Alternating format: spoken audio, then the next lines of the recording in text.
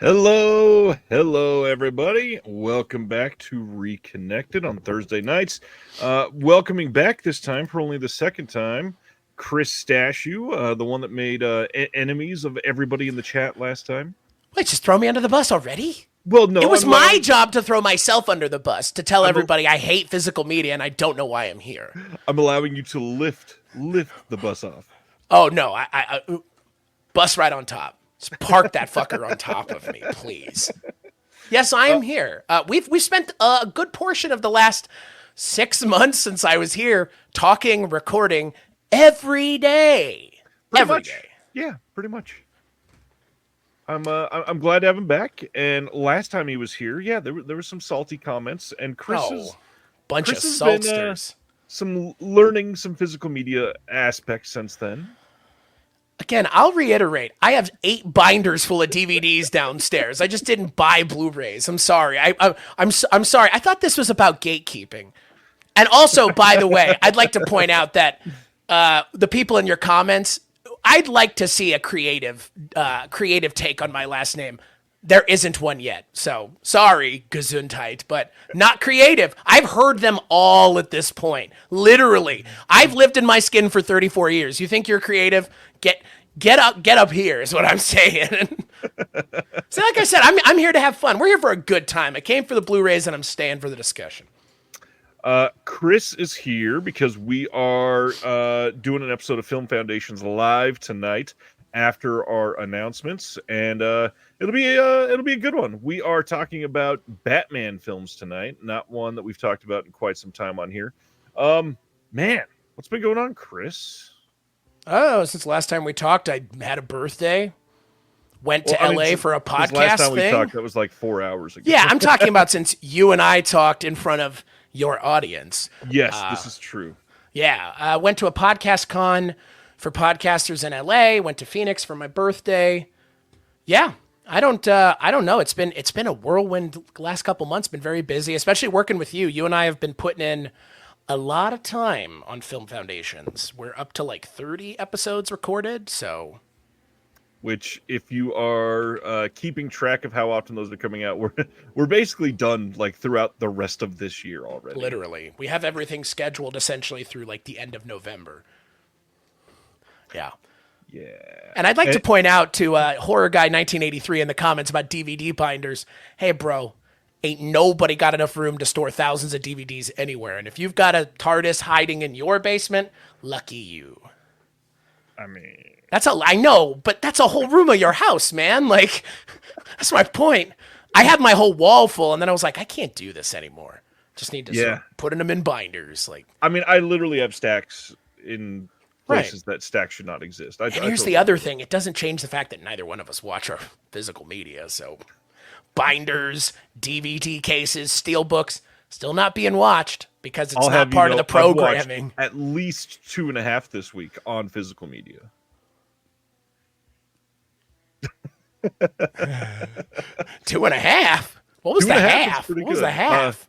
I'll let everybody know when I finish it next week. Oh, that's fair. Yeah, Speaking of that, you sent me some physical. You sent me some physical media. Okay, actually, let's do pickups first, then. Yeah. Well, I didn't know what you wanted to do first, so you sent me Blu-rays. I did. In the mail. I did for my birthday. I did. It's kind of my thing. I'll leave yours for the end, though. The Tunnel, which I haven't watched any of these. They're still in their packaging, as you can see. Yeah, well, because I'm not covering it on my show, so I don't have time to watch it. Out in the Ring, which is about wrestling, which I've been watching a lot of wrestling in the last 6 months, that's for sure. And then Kinzada, which what does it say here? Physical media expert Ryan Farrell and film professor Dr. Will Dotson. Well, at least they didn't say just some dude. I mean, it might have been a little more accurate. No, come on.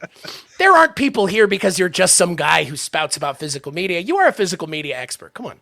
Well, speaking of spouting, let's go with some pickups. We're talking about Batman tonight, so I had to highlight this. I just got in Batman The Long Halloween 4K. I've not seen this yet. One that I want to watch soon. I've heard okay things about it, but I really like this comic. Yeah, I was Really about to eager say to same see thing. how they do that. Comics amazing. I've got a couple trades in the works. I've got a couple people that are like paying off some things that I'm sending them, so they sent me a couple small care package. I got the first Door from Third Window. This is also it's got Door 2 on there, but I've got that one from TerraVision. And then Eating Miss Campbell. This is one that is in from Refuse Films over in the UK. This one is signed and numbered by the Oh, nice. director. And then Severin just recently put out Lola, and whoever watched this didn't want it anymore. And I've heard amazing things about this, so I wanted to pick this up. I've heard this is like genuinely one of the best films from the last few years, and eager to see it. It's supposed to be great. The screenshots from this look like just a remarkably shot film. And then the other one, I was late to getting this one, and so somebody traded their second pickup of this. They had two just in case one of them got damaged. The Paprika 4K Steelbook. And this thing is colorful beyond belief. Like Oh yeah. that's really nice. So Really like great art. physical media, you and I are similar. You have a lot of physical media. I have a lot of books. Yeah. It's like that same thing where it's like I haven't read a single book this year. I read 250 books last 2 years. So now they're just sitting occupying space somewhere. So, but I mean, I know you watch stuff every week. I mean, I do too. It's just not everything is out on physical media right now in terms of the way that you want to watch it, obviously. Well, that and you've got different missions. Some of the stuff that you want to watch. I mean, you've got the Bollywood Cinema Club, which most of that stuff is not on physical media. Yeah, stuff that you cover Streaming only, pretty much. stuff you cover on CultureCast and with Mr. Mike White. A lot of that is not on physical media. Yeah. Well, yeah. And that's the thing I love about Mike's show, the projection booth, is he covers stuff that like I'm not even sure if people know how to get it other than Mike, literally. Right. So, which is fun in its own right, and that's definitely an exciting thing that I appreciate about working with you and working with a lot of other collaborators. Is everybody pushes me to watch and see other things that I like. Right. This month on the CultureCast, we're doing Francis Verber films, which I had never seen. So just watched The Man with One Red Shoe with Tom Hanks, which was fine. The original was pretty good too. So yeah, not everything is, my mission statement's a little bit different. We are trying to cover some of those things that a lot of people don't watch. And like on Bollywood Cinema Club, you and I recorded one, last November, and it won't even go up till 2026? Oh, 2026, bro? Like, I'm just to the beginning of 2023's recordings. Because doing, for my birthday, we did All Indian Cinema on the CultureCast in April, and I posted all of those episodes in the Bollywood Cinema Club. So I had like 4 weeks that I was just like, I don't have to do anything, just repost it. So it's probably even further in the distance. Yeah, with Film Foundations, we're kind of in the same boat. It's like, how much further ahead do we want to get here? Right.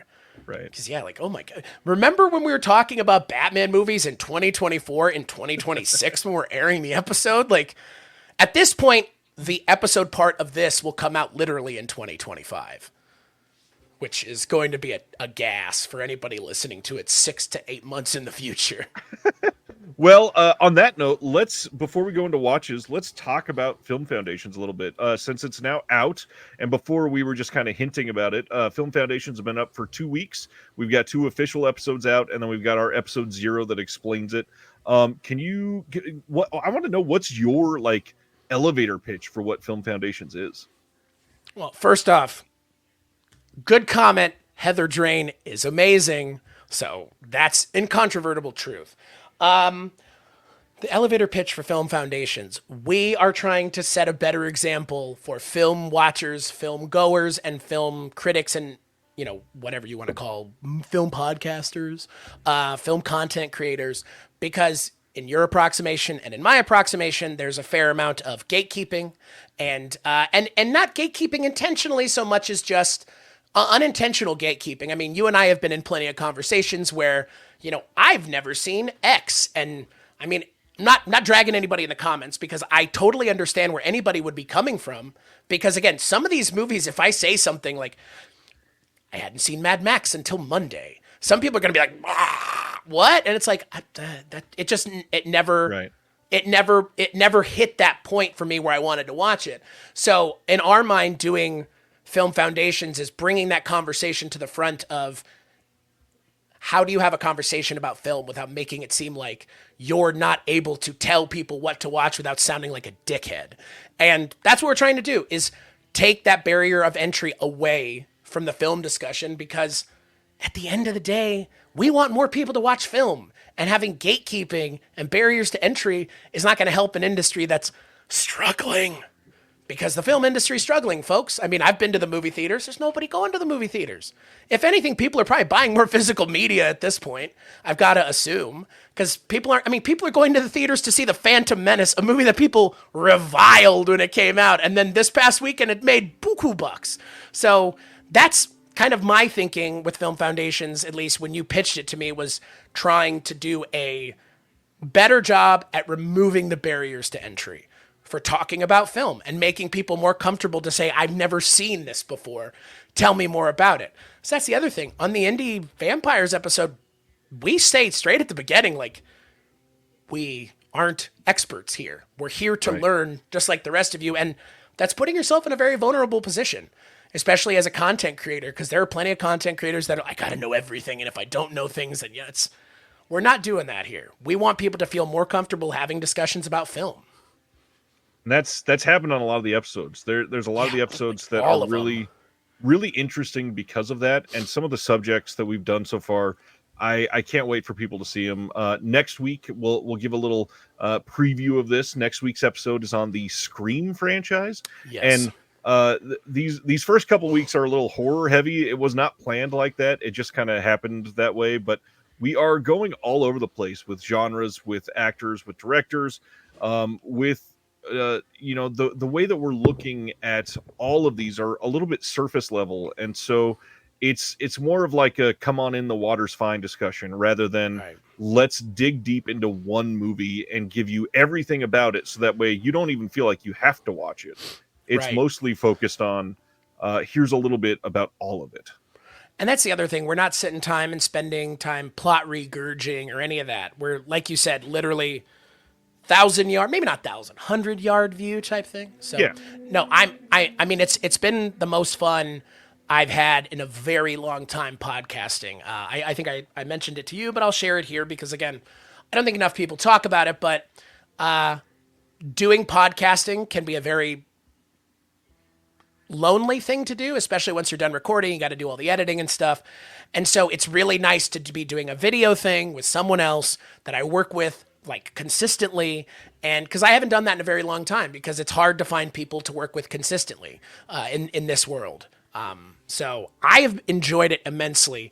And what are we, 5 recordings in this month of 25 scheduled? So we'll just get another year's worth of content cranked out for you guys, and then we'll just do it again in June and July, and then we'll have like infinite amounts of episodes until the end of time. Is what it's going to feel like at this point. So I swear, like, September's going to roll around and we'll be like, let's just take a year off. And then we'll come back to it. I mean, again, like, we wouldn't be doing nothing in that year, but we wouldn't be recording every other day. Because I think this week we've recorded once, but last week we recorded like 4 times or something. It's, some people record, they do a monthly podcast, which means they record 12 times a year. Like, we're past that and then some. Thank you, by the way, for the compliment, because that is something that I tend to have in bucket loads is enthusiasm. And I'm not saying I'm a moron, but my enthusiasm somehow can get in the way of my intellect sometimes. Who doesn't like to have a good time, right? Like, that's the thing. Like, I love Film Foundations because it's fun. We get to have fun doing it. And that's not always the case with everything I've worked on. Like, some things I do and I'm not having a good time, but Film Foundations, we have a good time, and I think you'll have a good time too. Well said. Let's get into what we've been watching recently. Anything you want to shout out, highlight a little bit? That I have been watching recently. Well, since I haven't been on here in a while, I'll just mention a couple things I've seen that stand out to me. Fallout, the TV show, pretty good. I didn't see Oppenheimer, So I saw the other Nolan brothers take on nuclear war and apocalypses and bombs. I would say if you've never played the video games, check out the show. I would say if you've played the video games, check out the show. I enjoyed it a lot. I went and saw The Mummy, 1999 in theaters for my birthday, which was, I know people don't like it or people will drag it, but here's a hot take. Okay. I don't know if it's a hot take, really. The Mummy 1 and the Mummy and the Mummy Returns have aged so much better in light of those really disappointing Indiana Jones movies coming out. I would they're like the best example of Indiana Jones done right by somebody else. I mean, Stephen Sommers is kind of, look, I love Van Helsing. Unfortunately, I find that to be an entertaining movie. I know that's again unpopular opinion. It's a fun one. It's a fun movie, but I when I was watching The Mummy, all I could think was, my God, look at how they did Indiana Jones, but without Indiana Jones, and like somehow they took the idea of Indiana Jones and did more with it too. So, I mean, obviously all based off of pulp serials from the 40s and 50s. So they're all drawing inspiration from the same place, obviously, but The Mummy, I noticed you didn't bring up the 1999. Scorpion King. Is there a reason? The Rock. You're talking about the Rock's movie, or are you talking about him at the end of The Mummy Returns? That god awful CGI is man. But when he raises his eyebrow.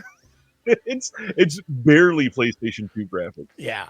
And that's the thing. I saw The Mummy in theaters when I was 9. So I saw it twice in theaters, and I think it still holds up. In terms of anything else I've been watching some Godzilla movies. Celeste kind of put the bug in my ear about that. Yeah. Teasing another future episode. We Yeah. can reveal it here. Celeste came on and talked about Godzilla movies, and we both kind of walked away going, God, I kind of want to watch every single Godzilla movie now. Yeah, I'm going to be watching Shin Godzilla and Godzilla -1 this weekend, which I haven't seen yet. I know that they're amazing and all the hyperbole that follows them, but I'm trying to think if I've watched anything else. I'm not really, like, again, when you watch as much stuff as you do and I do for things, Yeah. I don't want to watch stuff in my free time for the most part. I want to play video games or play board games or go outside. Not saying staying inside's not bad, frankly. I love being inside. But it's kind of that same thing of like a chef making food at home when they make it all day. It's like, I don't want to watch. Like because people always ask me, like, what podcast do you listen to? I'll boldface tell you, I don't listen to anything for the most part because I'm literally editing every day. So when I'm free, I don't want to listen to podcasts or watch movies. I want to do other more kind of engaging, interactive things. So I started playing Fallout 4 again, speaking of that. And I've been listening to a ton of music. If anyone has never heard of the band DJO, pronounced Joe, if you're a fan of Stranger Things, you may recognize the leader of the band. It's Joe Keery from Stranger Things. And he makes really good music. And I know this isn't a music thing, but you asked me kind of like what I've been into. And so that's there. And in terms of Scorpion King, I have a pretty funny story about the Scorpion King. Went and saw it on my birthday, back whenever it came out. And the night before, I had like a sleepover party at my parents' house. So we stayed up all night. I slept through the whole movie in the theaters. And when we got out of it, my dad was so mad at me. He's like, you slept through the whole movie? And I was like, I was tired. It was my birthday before. See, your comments already get it. You're already talking about when I'm back in Chicago. I feel it. It's on repeat at this point in my car. Yeah, man. I've been, like I said, watching movies is something that I just feel like I always am doing every day.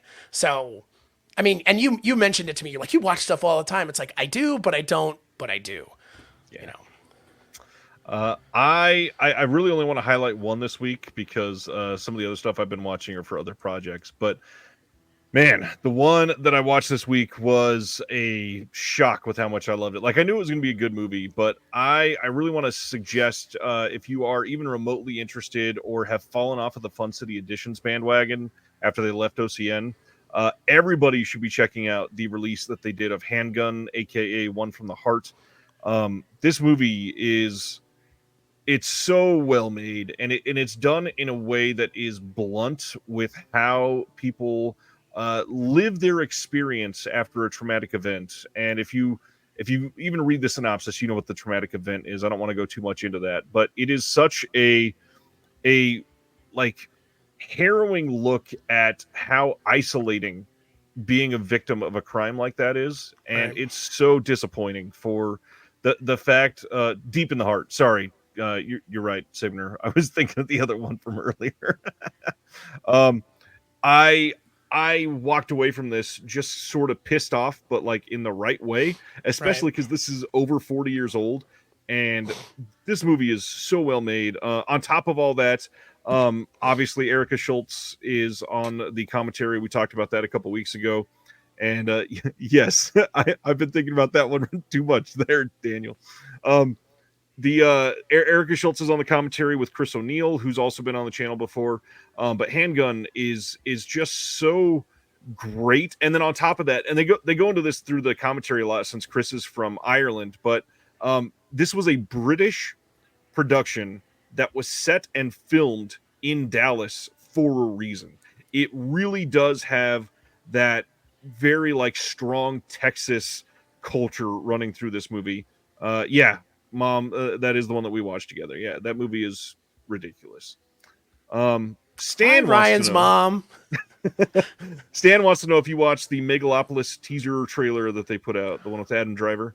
See, you and I, when we're sitting around working, well, we work and then we talk and then we work and then it's a free flowing entity. We normally watch trailers together, and that was one that I wanted to watch, and we just never got around to it. Yeah. I haven't seen it yet. Have you? I did. It's very like when I read Megalopolis teaser, I want to watch it, and then it's kind of not. It's very much an actual teaser. It's like one scene of Adam The idea Driver of teasers is actually being shown there. Yeah. literally taking like 3 steps in the entire teaser, and the only thing that I'm iffy on is Adam Driver's haircut, but that's a weird thing to be like iffy on. I've always loved Adam Driver. I think he is great at what he does for the most part. In fact, I discussed what made him a star in an interview I did yesterday from when he was on Girls with Lena Dunham. But yeah, he's great at what he does, and it looks interesting. It looks really well made. Adam Driver is an actor with a capital A. Yeah. He might have been in Star Wars, but brother, that's probably going to be the only thing like that I assume he ever really does. Because he doesn't strike me as the kind of guy who's going to get bogged down in franchisey nonsense for his career, given the choices that he's made since. Yeah. And he said, like, I'm not going to be in any more Star Wars movies, so good. Same with John Boyega. Like, there's only one person who keeps cashing a check, and good for Daisy Ridley. I mean, somebody's got to keep carrying the torch, but I want Adam Driver to do no more Star Wars. Stay away from it, please. Well, not because Star Wars is bad, but because Adam Driver's a really good actor, and Star Wars, not that Star Wars doesn't need it, but it's better suited elsewhere for actual things that have some meat on the bone. And I'm not saying Star Wars doesn't, but you don't go watch a Star Wars movie for the deep writing. Maybe you do. Maybe that's why. But I don't think anybody ever said George Lucas wrote great dialogue. And I think that the new movies kind of followed suit. So I love Adam Driver. He's a weird dude. He seems very serious. I mean, he's ex-military. And to Happy Optimist's point, Adam Driver in Logan Lucky. Logan Lucky is a movie that not enough people talk about. Love them. And I swear to God, Ryan Johnson just ripped off the character from Logan Lucky. Is that not it? I mean, it's just like a little twist on it. Like, Maybe have Daniel slightly. Craig play a guy from the South, like, and then Yeah. we're just gonna have him do it again. I don't know. I love Logan Lucky. That was the movie I saw in theaters when it came out. But yeah, Adam Driver's a great actor. That's the thing. And like you brought up with the Boyega, they make decent choices. Like even Boyega, like I got to go all the way back. I want to see more people love Attack the Block. That movie, Hell yeah, I was about to say that movie is so unique compared to everything that we've gotten over the last 20 years, and so few people have seen it because it was early in his career. It's got Nick Frost in it in that random ass top of the apartment scene, but everything about that movie is produced by Edgar Wright. Yep. So well made, so just really, really ridiculously interesting and entertaining. It's just a really great movie. I mean, that's the movie that essentially got him the Star Wars gig. So, Right. yeah, And he deserved it from it. His performance was great. yeah, it's just kind of a shame that the Star Wars script didn't give him anything to do. Yeah. Of all of the 3 main characters in that pre or sequel trilogy, he is the least used. Like after the first movie, like Can someone tell me what Finn does after the first movie other than walk around with a suit that shoots water out? Like, that's it. Like, there ain't much. And then have like a really ham-fisted, like, love relationship with another character that everybody hated, which is unfortunate. So, yeah, man, Adam Driver and John Boyega, leave Star Wars in the dust. You guys don't need it. You're good at. I'm not saying Daisy Ridley's not a bad actor, but somebody's gonna cash a check. Might as well be Daisy Ridley. And again, I still have not seen any of the newer Star Wars movies, so I have no opinion. I mean, don't run out to see them. I'm on it, or not on it. Not on it. Anything else we want to bring up before we go into our announcements? What are you excited for this month? You gonna go see Furiosa in theaters? Let's see. What's the best way to say this? I don't follow a lot of critics, but I have a couple close friends that write about film in a way that I trust fairly deeply. And the way that they are writing about this is good Mad Max movie, nowhere near Mad Max Fury Road. And well, that might be the worst thing about Furiosa is that it's a sequel or coming after Fury Road. Like, right. You know. So I mean, I want to see it. Unfortunately, like not to talk about the movie theaters like we just did, but even just taking my wife to the movie theater nowadays for something that we can get a babysitter for. So now it's not a matinee and it's like a late night showing. Right. Dude, we're talking $45 if one of us gets a drink, maybe. Yeah. That's crazy for a small, for a not small, but like a small-ish town on the outskirts of a metro in Kansas City. That's a lot of money. Is it, what are we talking here? Like a Cinemark, AMC? It's B&B theaters. Oh. You don't know B&B? Supposedly they're like the 5th biggest chain in the country. Huh. Sure. I mean, we only have one movie theater chain here in Lincoln because there was a literal law passed in the 80s that said we can't have movie theaters, a multiplex outside of downtown. And then Greg Marcus showed up in 2014 and made sure it still continued to exist. So I actually, the real reason I hate going to movies in this town is because of the monopoly that's had here by Marcus. Yeah. In a Violent Nature, I don't know if it's going to be showing in Lincoln, but I would love to see In a Violent Nature. Well, and did you see what they announced about that today? It's showing in an unrated cut in the theater, which is super rare. Interesting. I mean, that's great. And hey, I'll tell you, when we went and saw The Mummy, the tickets were only $5. Right. So, love that, Nicomedes. Jesus. I mean, hey, AARP, baby. What's wrong with Beyond Thunderdome, Brian? I've never seen it, but that's the other thing, by the way, that I've noticed. Everybody drags that third Mad Max movie. I've never seen it, so I'm very excited to see how good, bad, not what everybody was expecting at the time. Like, I don't know. Yeah, Mad Max is not something I have a lot of experience with. Honestly, I was a little disappointed that we didn't take advantage of the fact that the Planet of the Apes movie just came out and do something on that. We kind of missed our chance there because those Planet of the Apes movies are bangers. Well, I mean, Matt Reeves is good at what he does. Yeah, he sure is. Close friend of the show, Matt Reeves. We're only one hop away from Matt Reeves. We'll just never get him because who wants to do press when they don't have to, really? Right. Like, nobody, frankly. Other things I'm excited for this month. It's not film related. I've talked about this before a couple times. My friend group that followed me from California here, we all came up from the town where Del Taco started. And I know a lot of people have a bad taste of Del Taco because Del Taco everywhere sucks. But the town that we grew up in, it's all still the same original owners. And it's very different than the franchise Del Tacos everywhere. And pretty much if you live in that town, you work at Del Taco at some point. And I think I was somehow in this entire group, the only one in the friend group that worked at Del Taco.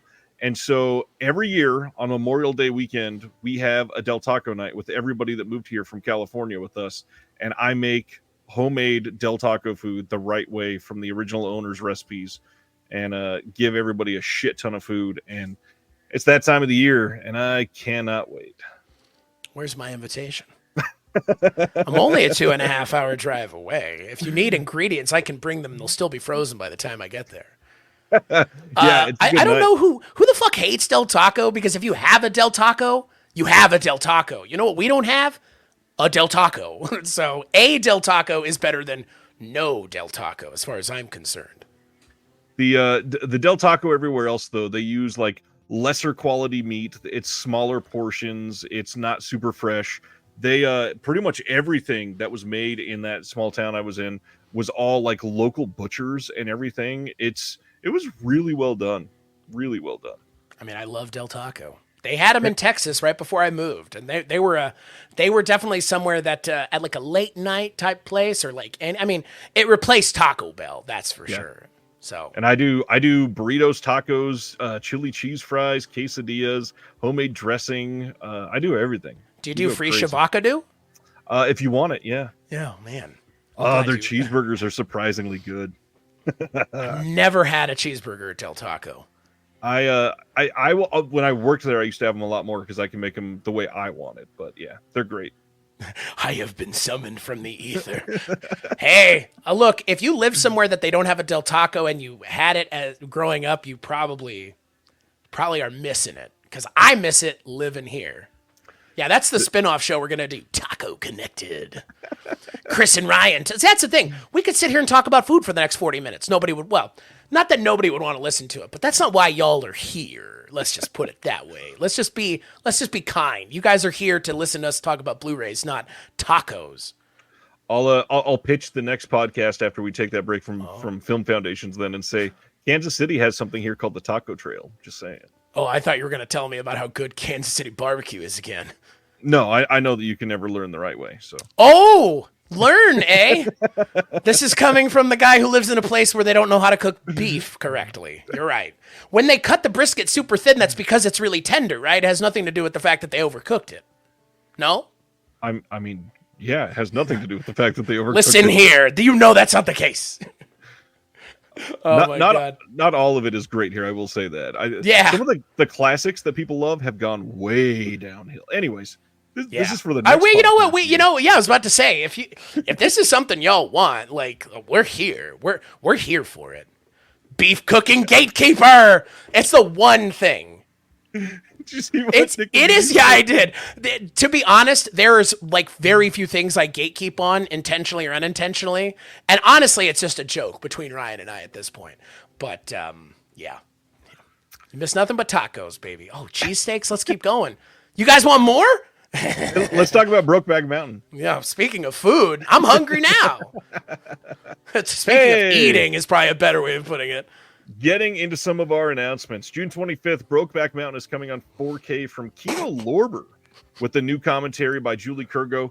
I still honestly cannot believe that the studio just allowed a Kino Lorber to release Brokeback Mountain on 4K. You'd think this would be one that they would do widely and probably make some decent money from, but no. Brokeback Mountain coming soon. The jokes write themselves. June 25th. You said it, not me. Great movie, by the way. Great movie.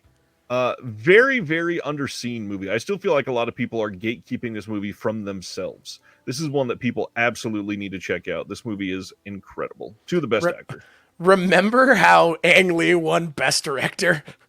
And then they couldn't bring themselves to give it to a movie about two gay cowboys for Best Picture?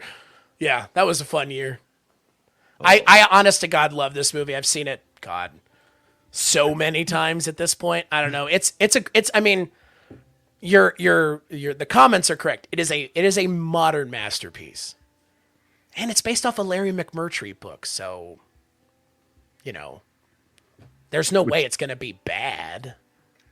And it is incredibly acted. That's the biggest thing. The cast of this is just amazing. Yeah. Moving right along, Kino is also releasing Body and Soul from 1953 on Blu-ray at some point. We have no release date for this. This one's got John Garfield, Lily Palmer. I'm sure you probably don't have a whole lot to say about this one. Never seen it. A lot of early cinema is definitely out out of my wheelhouse for sure. So Dr. Will Dodson was on an episode of our show talking about musicals from this time, and I was just sitting there going, "What?" So, because again, like, there you go. It was a learning period for us for sure. Yeah, yeah. Next, Kino announced, we're going to get some more details about this soon, but 3 titles that Imprint has previously released in Australia, we are getting here in the States. These are all coming on July 9th in single releases. We get Comeback Little Sheba, The Country Girl, and The Rose Tattoo. I think I've only seen The Country Girl from these, and it's decent. Definitely decent. Any of these you've seen or any No. like I mean, Burt Lancaster and William Holden, but like I said, just for me, a lot of early pre-60s cinema is just very much a blind spot for me. Yeah. Rose Tattoo is a great Aussie band, says Brian. It's a great name. It is a good name. All right. Our first big title of the week. We don't have an actual release date for this yet, but so far in the UK, they are releasing A Nightmare on Elm Street on 4K, coming from Warner Brothers themselves. This is coming in a steelbook. It will be coming with a Blu-ray disc and a 4K disc. It will have a rigid slipcase around the steelbook, a double-sided poster, some art cards, a booklet. It will be numbered, and then there will be some archival special features on the disc, and that is it. Doesn't look like we're getting anything new there. It will be new key art. It will not be the original art. And this so far has only been announced for the UK. I have no doubt that this will be coming in the US. But first off, before I go into some speculation, all that stuff, how do you, Chris, because I know this answer and I can't wait to hear how you muse about it, how do you feel about A Nightmare on Elm Street? I mean, it's the best horror franchise, period. And it's directed by Wes Craven, at least the first one, and then my other favorite one being New Nightmare. Nightmare on Elm Street is the horror franchise I watched first. A Nightmare on Elm Street was essentially the first horror movie I chose to watch as an adult, followed up very quickly by Scream in the same evening. So I blasted myself with Wes Craven very early on in my film going life, 16, 17. So I love this movie. I watch this movie once a year, at least once a year, probably more. It's an easy throw on. It's an easy watch. 1, 3, and New Nightmare. Those are my favorite of the trilogy or of the series. And I consider those 3 kind of a piece, as it were, given the kind of Heather Langenkamp of it all. But yeah, man, you can't say enough good things about A Nightmare on Elm Street, right? You just can't. I agree. I don't know that it's the best horror franchise ever, but I think it's very, very good. I had an incredible experience back in, if KB's still in the chat, correct me if I'm wrong on the year here. I think it was October of 2022 where KB and I went and watched, and Cam too, who's also in the chat. We watched literally all of the Nightmare on Elm Street movies except for the remake in one day in a movie theater together, starting at, I think it was 11 a.m. And then I didn't get home that night. 2022. Okay, perfect. I didn't get home till 1:15, 1:30 in the morning. So it was literally a bigger portion of a weekend. And it was incredible. And the 4K restoration of this movie played that weekend. And it looked very good. I'm very stoked that we're finally getting on physical media. I will say, this has brought out what I view as some of the lesser sides of physical media YouTube, because this gets announced and everybody comes out and says, well, in my opinion, this means we're getting a box set of all of the 4K movies in the US here. This means that we are getting certain movies coming in 4K and a boutique label will be releasing it. I'll just be here to say you have no idea about any of that, and you probably shouldn't be telling your thousands of subscribers on YouTube that that's happening or anything, because no, none of that is the truth, and none of us know that until it happens. The fact that Warner Brothers is releasing it themselves says a lot about that. Right. It's wild that we are in a situation where one film gets announced and suddenly there are YouTubers everywhere, literally in one day, 35 videos literally made about this one announcement saying what is coming soon because of this. That's insanity to me. The speculation about some of these, I really wish people would calm down about, because it's not something that we can do. It's not something that we can do to steer people the wrong way. It doesn't make any sense. It's literally damaging the idea of physical media when you're telling people not to buy this, when in all reality, Warner Brothers might be releasing this first one and not having restored any of the other ones yet, and said, if people buy this one, then we'll restore the other ones. Right. And if you're telling your 20,000 followers to not buy this, that could literally be the number of people that could have bought this and put it over the edge. And so I'm not going to go out there and tell everybody to buy it, because you absolutely should make the choice with your own pocketbook. And if they're really only doing it in the UK, which would be wild, you should pay attention and look at the cost, because this thing is like $60 in the UK. I think this will be coming in the US. I would say wait for that. But if you want it, buy it. If you don't, speculate and take your time. I wanted to quantify something, because I'm looking at the comments. The reason I like Nightmare on Elm Street so much as a franchise is primarily due to one thing: the continued involvement of Robert Englund throughout all of them, and taking the character of Freddy and making it something that it started out as one thing, ended as another, and then, hey, Second Sight is supposed to be releasing The Hitcher. They are absolutely. Well, I know, because Heather has a essay on it. Oh, that hasn't been announced yet. Oops. Sorry, folks. But to be fair, like, the joke of it coming eventually, I've heard that bandied about on the internet plenty at this point. Because, man, I mean, we did an episode on The Hitcher a year ago at this point, and we were talking about it then on the episode, because Heather mentions it on the episode. I'm pretty sure. Because she was like, because I mean, we've talked about it a couple times. So, yeah, whoops, but who knows? Silent Mandible wants to know, how do you feel about the Hitcher remake? Have you seen it?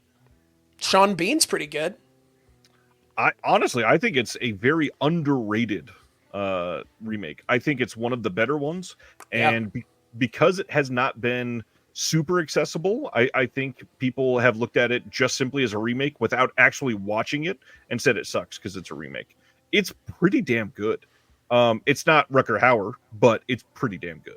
But it's Sean Bean. Right.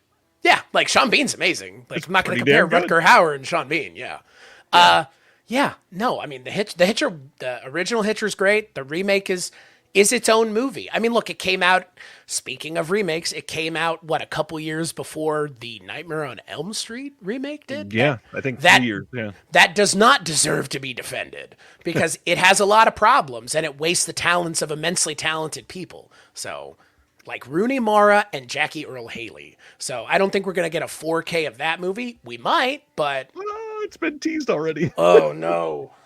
Whoa. Who wants that? I want to know who's clamoring for a 4K version of we're going down the who wants that path again.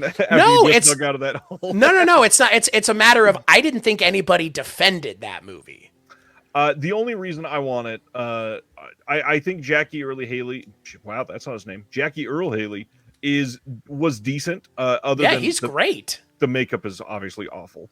But on top of that, I really like Kyle Gallner, and he's good in it. So yeah, well, that's why I said, like, everybody who's in it's great. That's the problem here for me, is that movie has a great cast, but it's not well written. And there's a moment in that movie that I genuinely believe they could have dug. Speaking of digging yourself out of a hole, they could have dug themselves out of the hole they put themselves in by actually, at the end of the movie, having the reveal not be a reveal, and it actually being someone unjustly killed, and then it's kind of takes the original. Yeah. So. All right. I think that's enough about Nightmare on Elm Street. As I said, we will get more info eventually, and I still can't believe that there are like hundreds and hundreds of people that clamored out to pre-order this already, without knowing all the details. Like, especially because there very well could be something comparable coming in the US. I doubt that because it's Warner Brothers, but I don't know. $60 is a lot for a studio 4K. Don't. You just told me not to hate on people. Don't be hating on people that want to spend $60 out of just I'm not out of hating. out of turn. Hey, you know what they say? You'll get your DVD from the UK, and we'll have our Blu-rays already. Like, who knows? I mean, to your point, this is such a big movie. You're, come on, like, there's right. To a point. Yeah. I do think that they very well may be treating this as a test to see how many they do of the Right. sequels. So that's important. Yeah, I'm excited for this, obviously.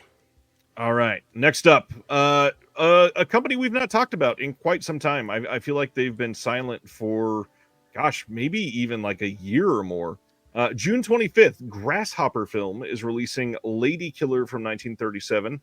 I'm not even going to try to say the French name because I cannot speak French. This one is going to have a brand new 4K restoration and supposed to be a pretty great film. It's from 1937. So I imagine this will look very good. I would assume so. Yeah, moving right along. Army of Shadows from 1969 is coming on June 3rd on Blu-ray only in the UK. Studio Canal is doing this as part of their Vintage World Cinema line. This is one that a lot of people were fairly happy about that this was getting announced. I think that the previous restoration or the previous release of this had some problems from what I heard. But yeah, this is a World War II film, and this one, it was previously restored in 4K, and it's getting a decent looking Blu-ray, it sounds like. Like the box art. Yeah, this is pretty decent. Studio Canal's been doing pretty well lately. Next up, Burt Reynolds in Paternity. This is coming on Blu-ray and DVD on June 25th from Kino. This got new audio commentary by Brian Reisman and Max Every. And man, they've done a ton of Burt Reynolds movies recently. How do you feel about Burt? I don't think we've talked about him. I like Burt Reynolds a lot. We 3 years ago now. 3 years ago in June, did Burt Reynolds Month on the Culture Cast, and that was programmed by Richard Haddam and Cullen Gallagher, who are very big Burt Reynolds fans. So they showed me all about the magic of Burt Reynolds. Got to see Smokey and the Bandit. Got to see Sharky's Machine. Didn't see this though. Unfortunately, this looks great. I'm a little disappointed that Dom DeLuise isn't in this movie. I'm kidding, by the way. Cannonball. This might wrangle some people, but Cannonball Run is. I enjoyed it, but Dom DeLuise and Burt Reynolds together was a bit much. More just Dom DeLuise than Burt Reynolds, but I love Burt Reynolds. He's just so cool. Right? He's cool. It's just the poster. Yeah. I mean, I love it. Don't you love this? Don't you love this box art? He looks like even he's not taking it seriously. He's like, it's funny for sure, but it also for some reason is a bit unsettling just because of Burt Reynolds. He wants you to have his baby. Okay, it's like a threat, is what it sounds like. Yeah, in today's society, that's not very well received. Is he a man or the bear in this situation? He's very hairy.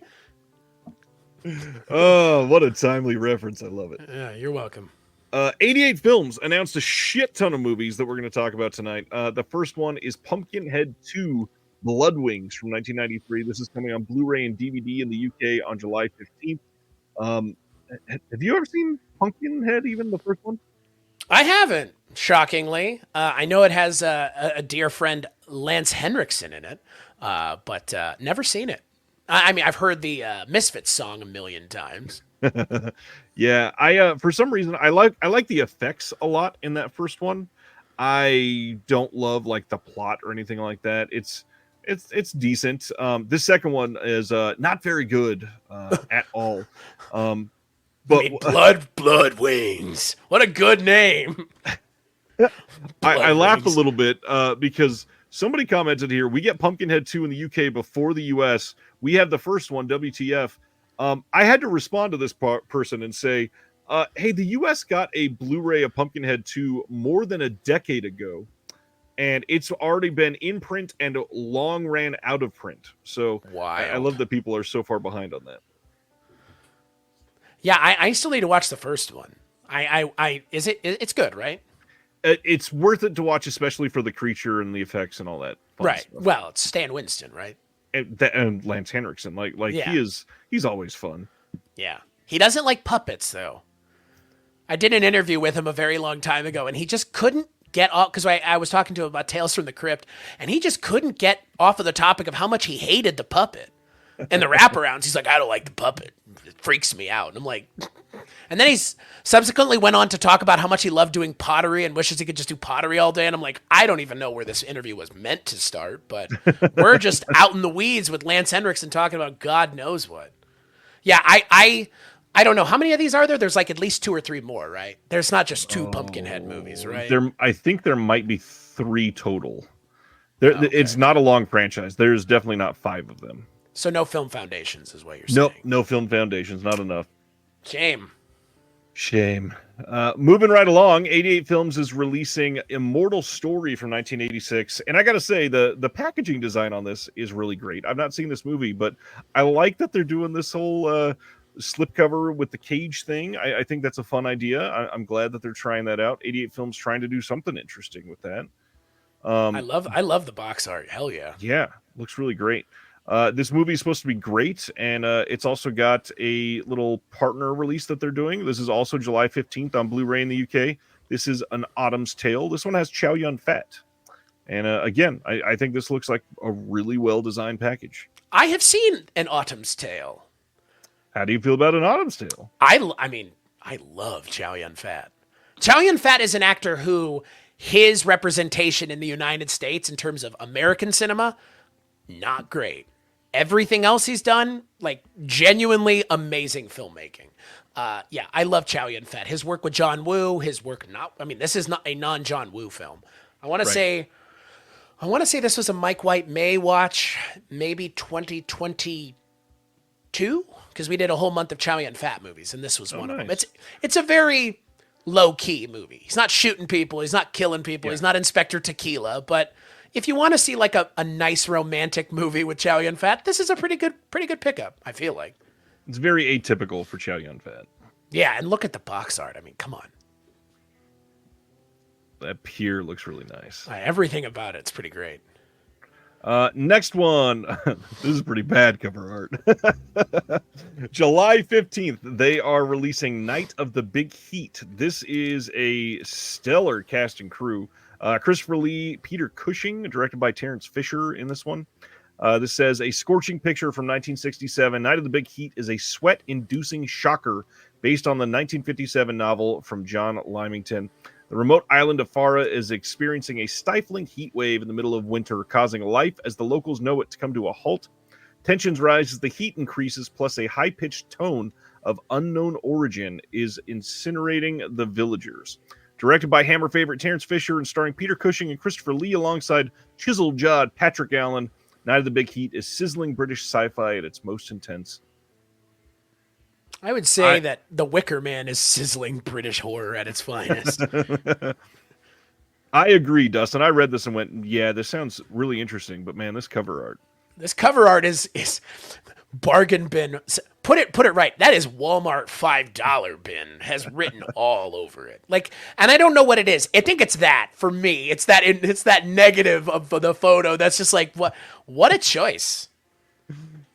Yes, it really has. It's been under the other title in the U.S., I believe, for quite some time. This is one that seems interesting. This one we might need to check this one out for sure. Next is Sex and Zen. The notorious title is coming on July 29th on Blu-ray and DVD from 88 Films. And the big thing here, this was presented now finally uncut and remastered for the very first time in the entire world. There was a release that came out from Umbrella in Australia fairly recently, like a year and a half ago. And unfortunately, that was just an upscale of the DVD, and it was cut. So this is going to be a big change compared to that one. I'm reading what the synopsis of this movie is, and Why don't you read it for all of us, Chris? oh sure. We follow a desperate man who is convinced by his mentor that he needs to be well equipped to pleasure his wife, so he has a horse's appendage transplanted onto him. From here on, it gets really strange. Boy, thank God that was the moment when a horse dick is on the guy's butt. Now it's strange, everybody. Like, Hey, it never said dick. It just said appendage. You're assuming. so, it's the implication, isn't it? It's the right hind leg. Yeah, they gave him a horse's tongue. That's what it is. God. He just really likes peanut butter now. God. Oh, there are 4 Pumpkinhead movies. I bet there's one that came out in the late 90s, early 2000s. That's got to be what it is. There's probably that 4th one is probably a Pumpkinhead movie only in name, and there's nothing related to the other ones. It's like a Hellraiser movie, right? Like Hellraiser 8. Who cares about the last 7? That, and it's a different movie for 84 minutes, and then Pinhead shows up for 4 minutes. I like the audience though. Could be an arm, could be a tail. Sure. We all know what it is. Okay. Yes. Mr. Hands knows, we know, we all know. I'm going to watch this movie because it sounds insane. At 3, I mean. Anyways, let's go on to the next one, which is The Pleasure. This is coming on Blu-ray and DVD on the same day as Sexton's End. This is from 1985 and says, prolific Italian director Joe D'Amato is back in the softcore zone with a sordid tale about Gerard, who pines for his dead lover, Leonora, whilst listening to old audio tapes of them having sex, sparking memories of their erotic encounters. Back in the present, his daughter, who is the mirror image of her mother, already a weird sentence, finds the tapes, which leads to questionable trysts and sordid couplings, with plenty of exposed flesh and the bonus of starring Laura, a.k.a. Emmanuel Gemser. This is one of D'Amato's most stylish and accomplished bump and grind efforts. Fans of Tinto Brass will want to get their hands on this one. Can I just say bump and grind efforts is just the fucking funniest thing I've ever... What's your best bump and grind effort? Well, that, especially when said in regards to Joe D'Amato. Joe D'Amato. The H word. Going to the next one. The Sorcerers. First off, absolutely remarkable cover art compared to that one that we just saw a couple minutes ago. This looks really great for this cover. This is coming on July 29th on Blu-ray and DVD in the UK. This is part of the Tygon collection that they've been doing. This is The Sorcerers from 1967. This is a big one starring Boris Karloff and done by Michael Reeves. And I believe this should be the best that this film has looked yet. Interesting cover. Yeah, I love the style on these ones. In fact, I think we got one more. Yeah. The next Tygon titles come the same day, July 29th, Blu-ray and DVD in the UK. This is Curse of the Crimson Altar, or as you may know it in the US, The Crimson Cult. This one stars Christopher Lee and Boris Karloff. I did want to highlight one thing, because I know that we've talked about formats for physical media before. Somebody went and asked 88 Films, why are you releasing these on DVD? Are they selling well for you? In the comments on these, because most of the other boutiques in the UK have stopped selling DVDs altogether. And they said, well, they're not selling very well, but the DVD copies will sell somewhere between 300 and 500 titles, and they're fairly cheap to make, and that will be 300 to 500 people that never would have seen it, and now they will. So that shows you how little people are buying DVDs from the boutique world nowadays. Shame. Blu-ray and 4K. I'm all about those. I get it. I mean, hey, but DVD. I mean, I don't know. I still have a place in my heart for DVDs. I agree, especially on some of those titles that have never made the HD upgrade. Yeah. But if you can watch it in Blu-ray and high def, definitely choose that. For sure. Next up is the title Funeral Home. This is coming from 88 Films on July 29th on Blu-ray as part of their Slasher Classics collection. And this one is interesting because They had kind of hinted that they might have been done with the Slasher Classics line, and they suddenly announced a couple of them. This one got released by Scream Factory here just a few months ago in the US. So if you were collecting the Slasher Classics line or you're in the UK, this might be the way to go. I'm glad this is coming out. This is a pretty well-made movie. The one thing I wanted to point out about this is a 12 certification in the UK. Don't let that deter you. It's still a pretty good movie. Not every movie is going to be an over-the-top, gory, sex-filled romp or something that's a horror movie. This is still a good movie. Absolutely worth it. And I only say that because I got multiple comments saying, oh, it's only a cert 12. Definitely boring. I mean, watch the movie. You can't do that. Agreed. Gatekeeping yourself. The next Slasher Classics title is Skinned Alive. This is from 1990, also coming on July 29th. This one is starring Scott Spiegel from Evil Dead and produced by J.R. Bookwalter. Yeah, this is a good movie too. Not terrible. Pretty good. Never seen it. It's worth a check out, I think. Then this one's a big deal for a lot of people. Sometime this summer, Media Blasters is releasing Kamen Rider: The Trilogy Elite Collection.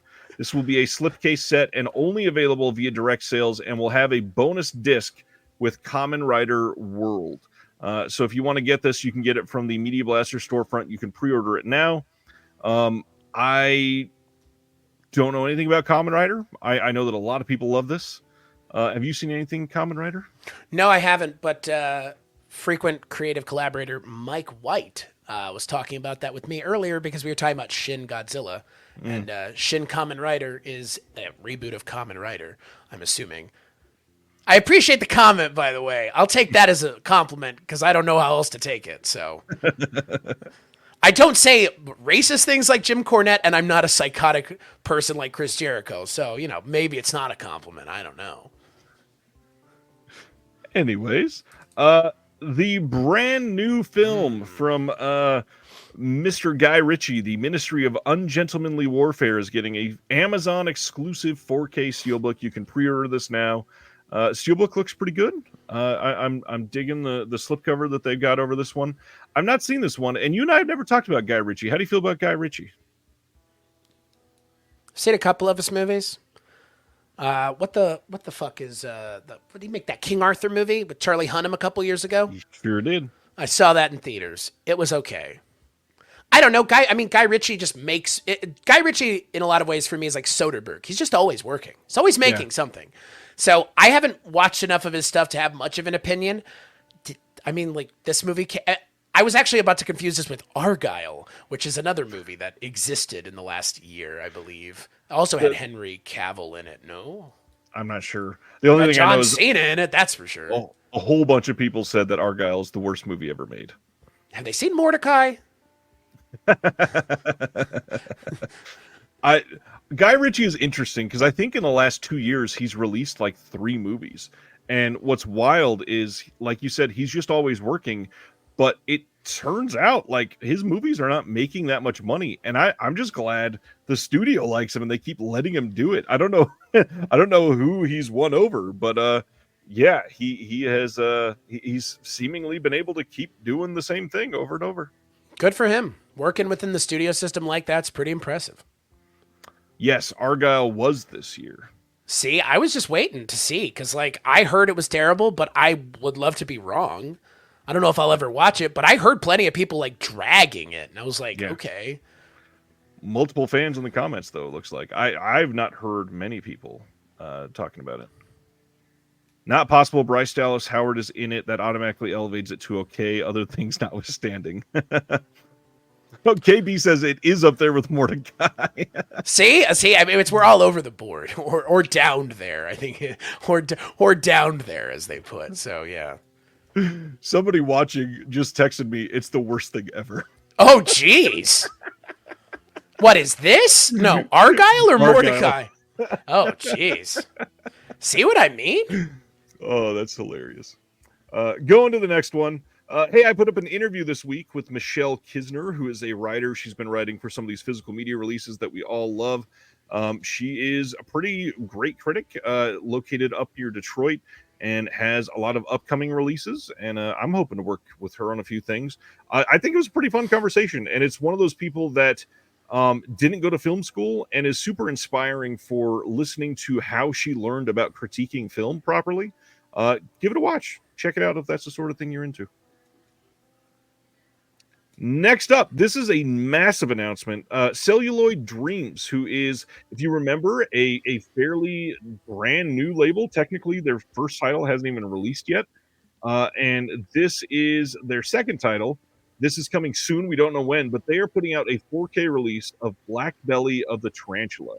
This is like one of 3 or 4 of the massive giallo titles that have never been released on HD, and it's coming soon. Like this is a pretty big deal for people that are loving giallo. This one and House with the Laughing Windows, and just a couple other that aren't quite as big as those. People are really clamoring for those, and we know that House with the Laughing Windows is coming soon in the U.S. We don't know who from. We had that confirmed by a French boutique recently, but it will be coming in 4K. I can't wait to see when that gets announced. I just hope Celluloid Dreams, when they release their first title next month, which is The Case of the Bloody Iris, by the way, I hope that it's good, because to be able to trust them with titles like this is a big deal.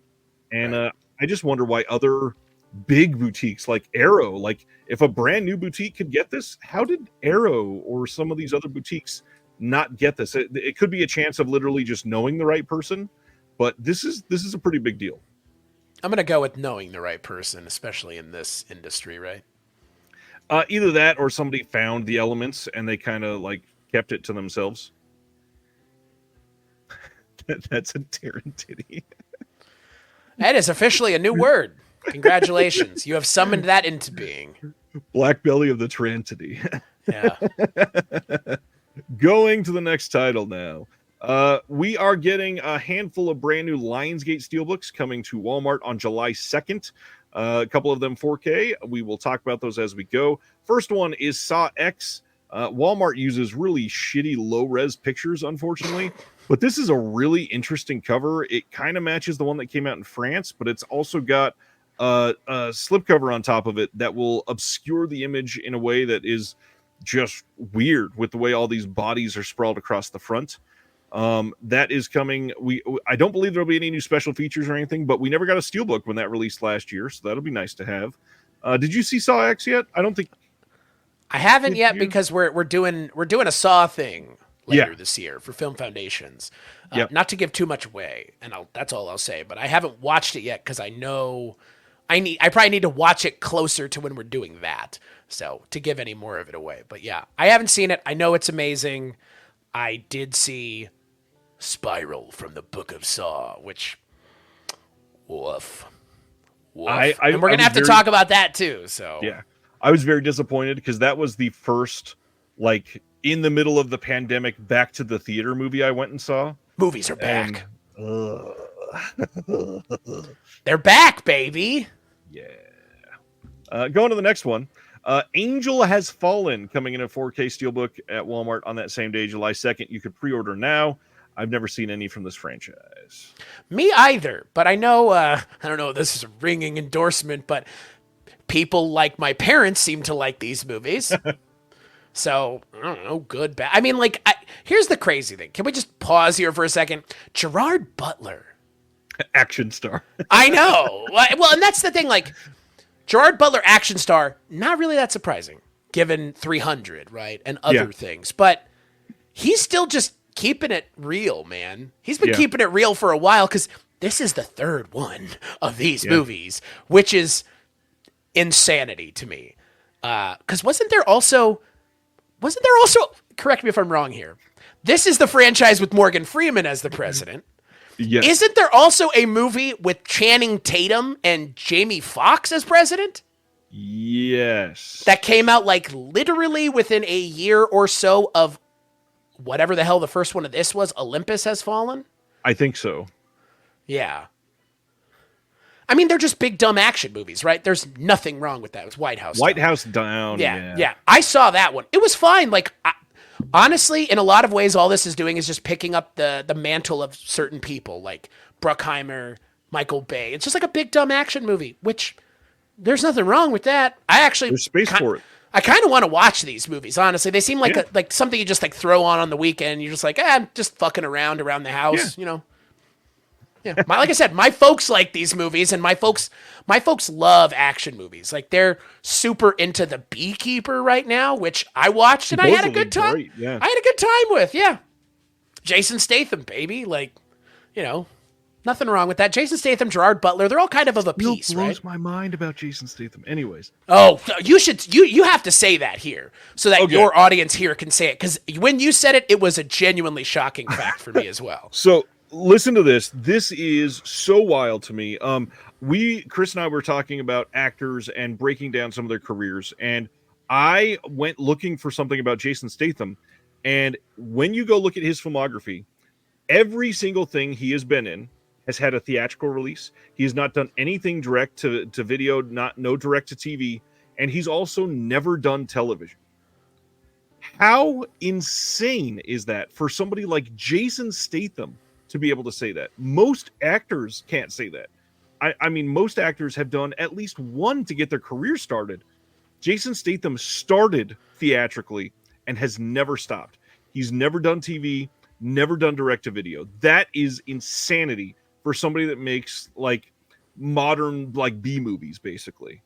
And on top of everything else, the first two movies he was in were Guy Ritchie movies. And they're great. Yeah, I think they're probably what I think most people would consider to be Guy Ritchie's best movies. Probably Lock, Stock, and Snatch. So, yeah, because all of his movies do make a profit. I mean, he's a profitable star. He's good looking. Not arguing that, yeah. He's good looking. He can speak rather well. He doesn't have much of an accent. He has the kind of accent that people like the British accent, right? By God, no, I mean that fucking whatever that is. People really resonate with that. And look.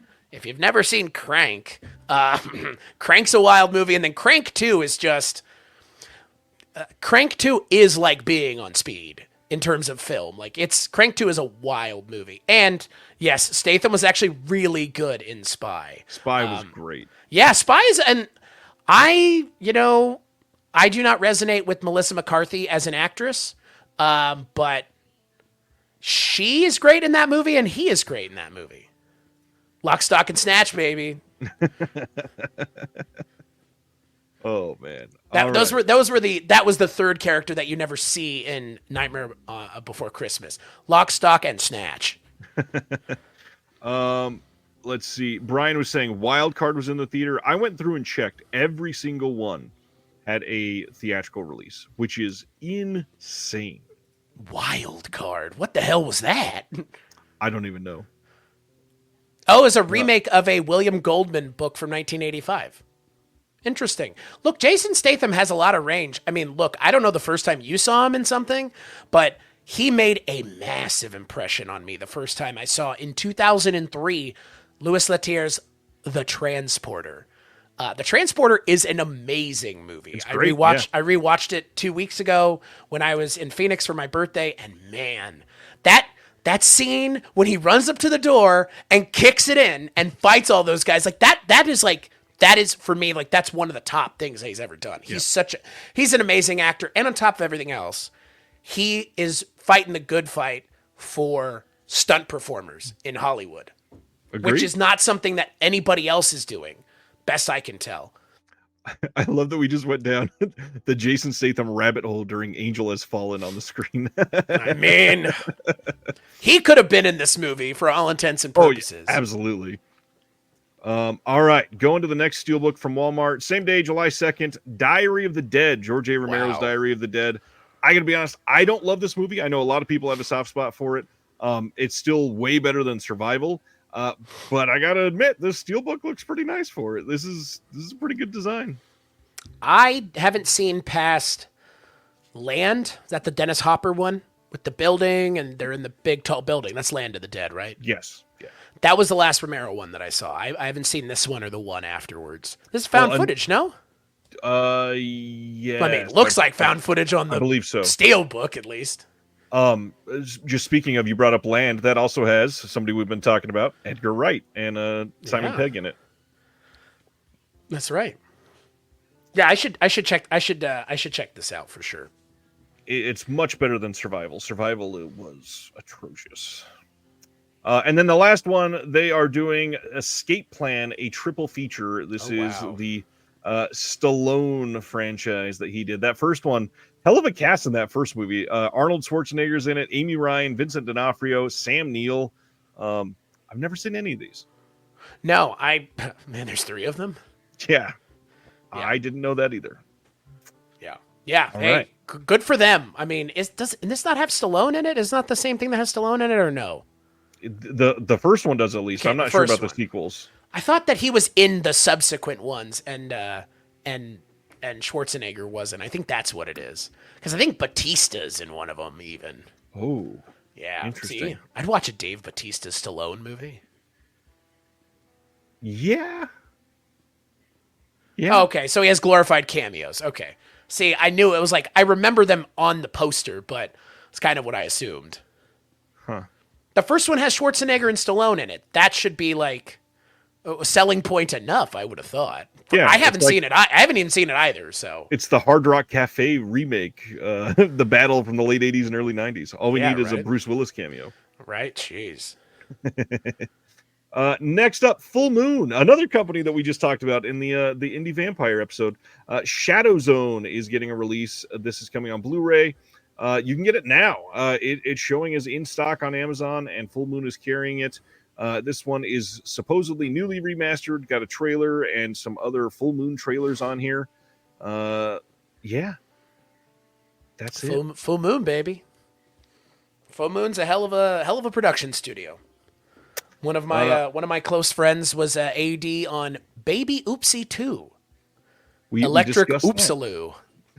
Is that actually what it's called? No, I wish. Electric Oopsaloo? That would be I believe you because of Full Moon.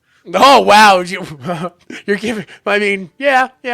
Baby Oopsie 2. Electric Oopsaloo. Whatever an Oopsaloo is, I want to know now. Oopsaloo. It's one of those accent marks over an O in South Africa. Yeah. Oopsaloo. Next, Full Moon is releasing The Primevals. This is coming on September 10th.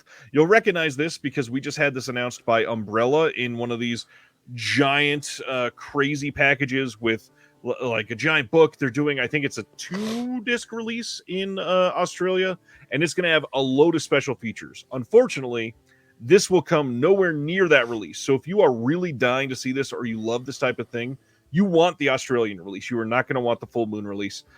In the US, there is another release that was, I believe, a part of an Indiegogo campaign or Kickstarter or something like that. That one will have a bunch of special features, but if you weren't in that campaign, I don't think you were going to be able to get it. So if you are normies like all of us, you're going to want to get that Umbrella release if you're really after this film. Looks great. It's got a Yeti in it. Yeah. Big classic here. Kino is releasing Invasion of the Body Snatchers on 4K. This is coming on June 25th, and this is the 1956 version. And man, the way they formatted these discs, we have a new audio commentary by Steve Mitchell and Nathaniel Thompson, another new audio commentary by Jason A. Nye, and then we've got 2 archival commentaries, one with Kevin McCarthy and Dana Winter and Joe Dante, and then another one with Richard Harlan Smith. And that means we have 4 commentaries for this film and nothing else brand new. So if you really love commentaries, this is going to be a hell of a package. Legendary filmmaker Joe Dante, they will have you know. Yeah, talking about another legendary filmmaker, Don Siegel. What a great movie.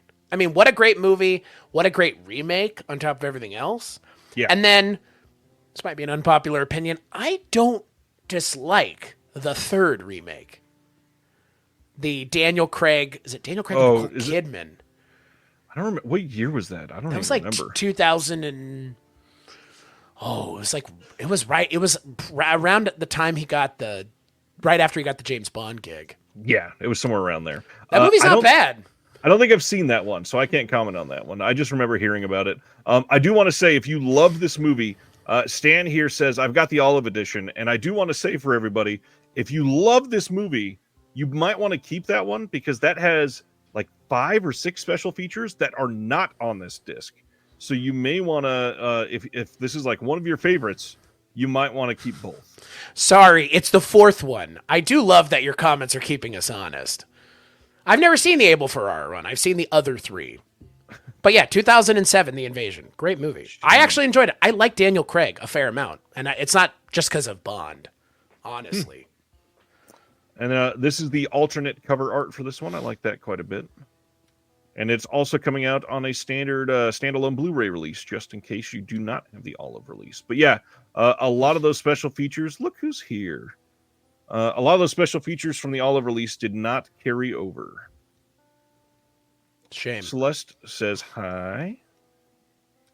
Celeste, you got a call out earlier. We talked about your upcoming episode on Film Foundations. I will be watching Godzilla on your recommendations. Next, Film Movement is releasing Club Zero on May 28th. From what I can tell, this will not be released through OCN. So if you are getting movies from Film Movement, this one I believe is going to be just theirs. You might be able to get it on the website, but I don't believe this will have a fancy OCN slipcover or anything like that. It might in June. I could be wrong, but from what I can tell from my research, it does not look like it's coming to the Vinegar Syndrome website. This one has an interview with the director, interview with the star, Mia Wasikowska, and a Jessica Hausner masterclass from the Munich International Film Festival is on here. I've read that this is a great movie. I've not seen this. Me either. Looks good, and Film Movement does great work. Look at all the qualifiers on the box. I mean, no, I'm being serious. Like, it's probably, I mean, those are some, I mean, Screen Anarchy is a good one. Screen Rant, not bad. Variety. Yeah. Ion Cinema. Going to the next one. This is a big deal. Ted Lasso, the Apple series, is getting a complete series Blu-ray release on July 30th from Warner Brothers. How do you feel about Ted Lasso? I do have opinions. If you're genuinely asking, first 2 seasons of the show are great. 3rd season of the show is just, I don't. It in a lot of ways it feels like late stage Game of Thrones. It feels like they kind of just rushed the 3rd season. A lot of the storylines that they were kind of hinting at the end of the 2nd season literally go nowhere in the 3rd season. Like the whole thing with Nate as a evil coach, all that just kind of falls off a cliff. I don't know. I like the first 2 seasons. I love the first season of the show. But the 1st and 2nd season are pretty good. 3rd season's not great. So I'll probably, I don't know. I understand people's apprehension to watching it. It is a great, uplifting, positive show. And you have to remember when it came out. It came out like at the height of COVID. So It's one of those things that like I genuinely appreciated existing during COVID because it was an uplifting, nice piece of. You've seen it, right? I've not seen Ted Lasso. Oh man, you live. I don't in have Kansas Apple. City, I don't have Apple TV. He's like a Kansas City thing. Like he is. Yeah, that's shocking.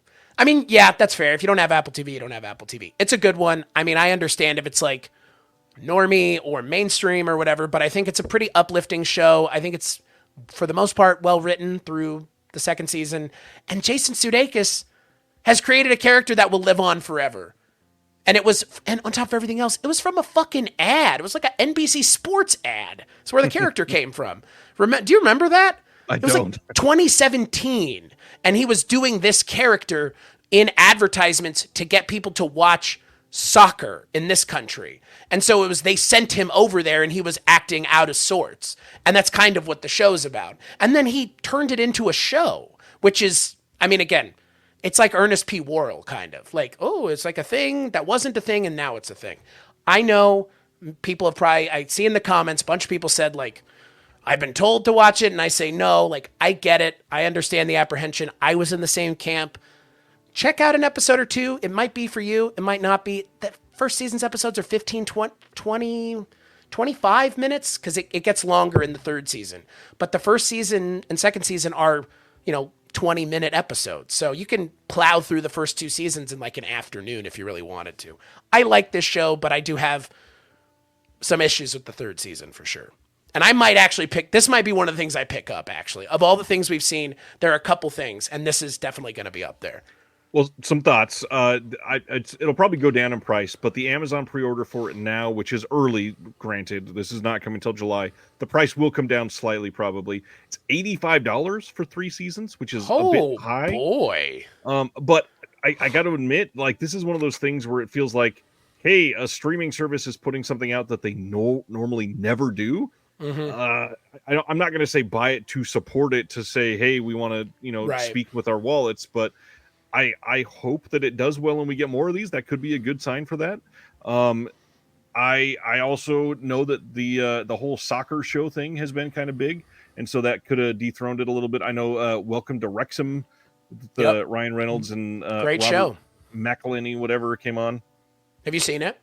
I've not seen it, but I've heard great things. It's great. I mean, look, I'm a huge fan of football, soccer, wherever you are in the world.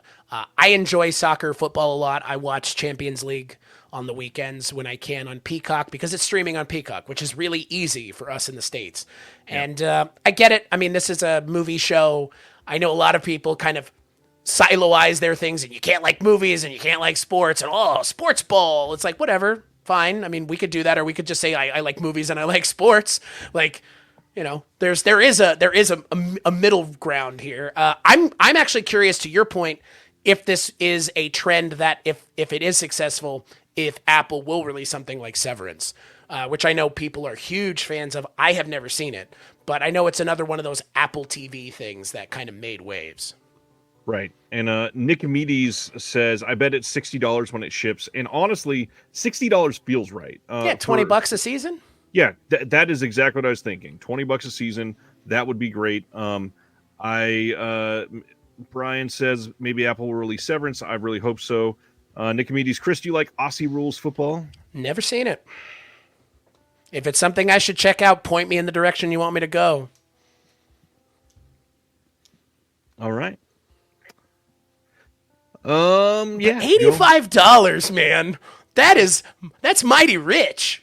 Although, again, it's the Amazon pre-order, and that price always goes down. It's just a matter of how far will it go down. And then the scary thing, I know that I don't want to re-bring up what we kind of litigated last year, but I do want to point out that when Best Buy announced that they were going to no longer be doing physical media, one of the things I said, the only reason we get price matching on Amazon is because of other retailers doing lower prices. And so something like this, if no one else is selling the Ted Lasso series, they don't have a reason to come down from $85. They can sell it for $85.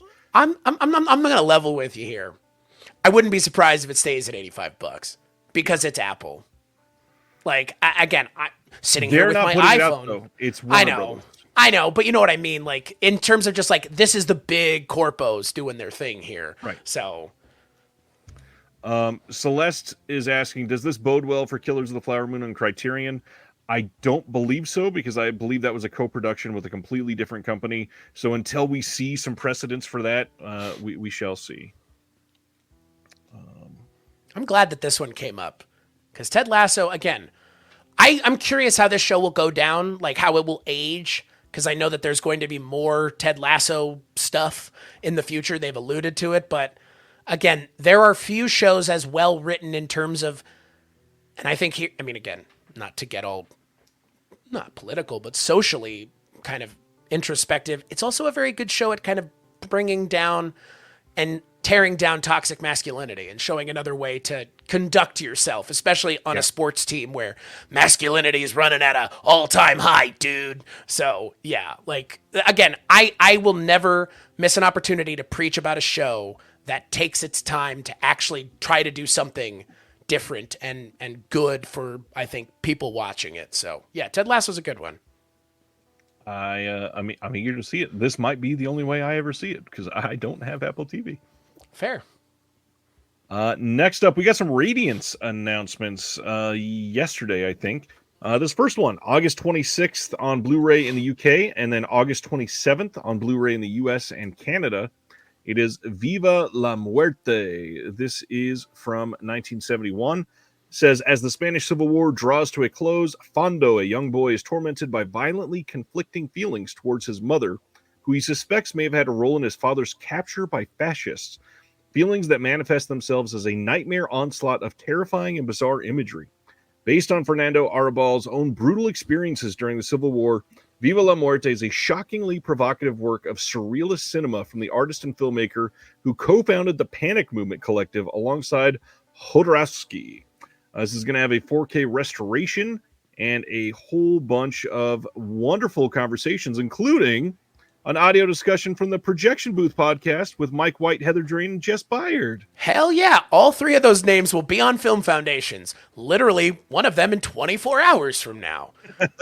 Hell yeah. Hell yeah. Those three people alone should motivate you to buy this. Just so everybody here is aware. It's not just Mike. It's not just Heather. It's not just Jess. All three of them are amazing. But together, I can only imagine.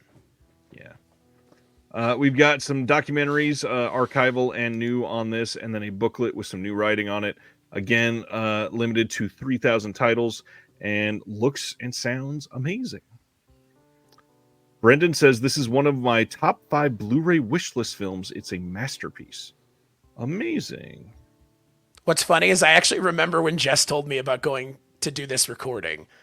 Because this would have been like last year. I think last year, maybe the year before when they recorded it. And I remember I didn't realize it was for a Blu-ray. That's amazing. I love it. Going into that slate with them, same day. This is coming in the UK and the US again. This is Tokijiro, and this has the subtitle of Lone Yakuza. This is from 1966. I just want to point out too, including that last one and this one, I still say Radiance has some of the most beautiful cover art in the game. Like, these are just astonishing to look at. They are beautiful. No pun intended, but they're killing it. Yeah. This one looks to be a great release. We got an interview with film critic Kushi Ueno about the film's place in genre cinema history, visual essay on the star of this movie. We've got some new subtitle translations, and then a booklet, of course, with some new writing and some archival writing on this. Thanks, Ronnie. Yeah. This is like perfect cover art. Their next one, this is really great too, and we get to see a little more of it because we get the box set here. This one is coming in the UK only on August 26th, and this is World Noir Volume 2, and we get some movies in here, including Black Gravel and Symphony for a Massacre. Cruel Gun Story is the final title, and there are tons of extras on here. Again, I just shortened this because there are so many. These Radiance box set releases are just overwhelming with extra features, and they are incredible releases. Highly recommended if you are into any of these things. Nicomedes says, these are 3 Stone Cold classics, and my film historian daddy Tony Raines is on it. Already ordered. Film daddy. Film historian daddy. I like that. And then they also announced from their hosted label Raro Video, the Italian Connection. This came out in the Fernando De Leo box set in the US like a decade ago. But this is going to come with a 2020 4K restoration, so this will look much better than that other Blu-ray. It is going to have a new visual essay by Howard S. Berger, friend of the channel, on there. It's going to have an archival documentary and some reversible artwork, and then a booklet, of course. But the big thing I did want to point out, Raro's authoring and their discs have kind of been lower quality in the U.S., got confirmation from Fran at Radiance that they are using Fidelity in Motion for all of the authoring on their discs, which is a massive step up for them. These are going to look much, much, much better than the U.S. counterpart if you have those old releases. And if I'm not saying you need to rebuy all of them, but if you love those movies and you really would love to see it in a better presentation, and then they put it out in the UK, that's going to be the best release of that film, no doubt, at the moment. Hilton says all 3 World Noir films have good releases out here in the States already. Not really surprising. Yeah, they are picking up some UK licensing that we just already had for years in the States. They're just doing some different things with the features and the packaging, and it's Radiance, so it's going to be done very well. Man, lots of comments right now. Yeah, this is a big deal too. I was about to bring this up after all the announcements tonight, but maybe we could talk about this for a second. Stan is bringing up that just today it was announced that the Fred Meyer grocery chain and GameStop have announced that they're going to be carrying 4Ks, Blu-rays, and DVDs. GameStop's going to be selling them online as well, and that's kind of a huge deal to be able to pick up some of that slack that's been lost by Best Buy, and Target is limiting some of their sales. But GameStop, it is going to be starting at like 200 or 150 physical stores. Fred Meyer is going to be at literally every single one, starting with Dune 2. So this is kind of a big deal. Physical media is doing so well that it's coming back into some of these smaller chain stores. Any thoughts, Chris? I mean, you want me to be honest? I mean, Yeah. fuck GameStop, man. I mean, I don't like GameStop for a whole host of reasons. It's funny that they're trying to yeah, see, I mean, it's not just me.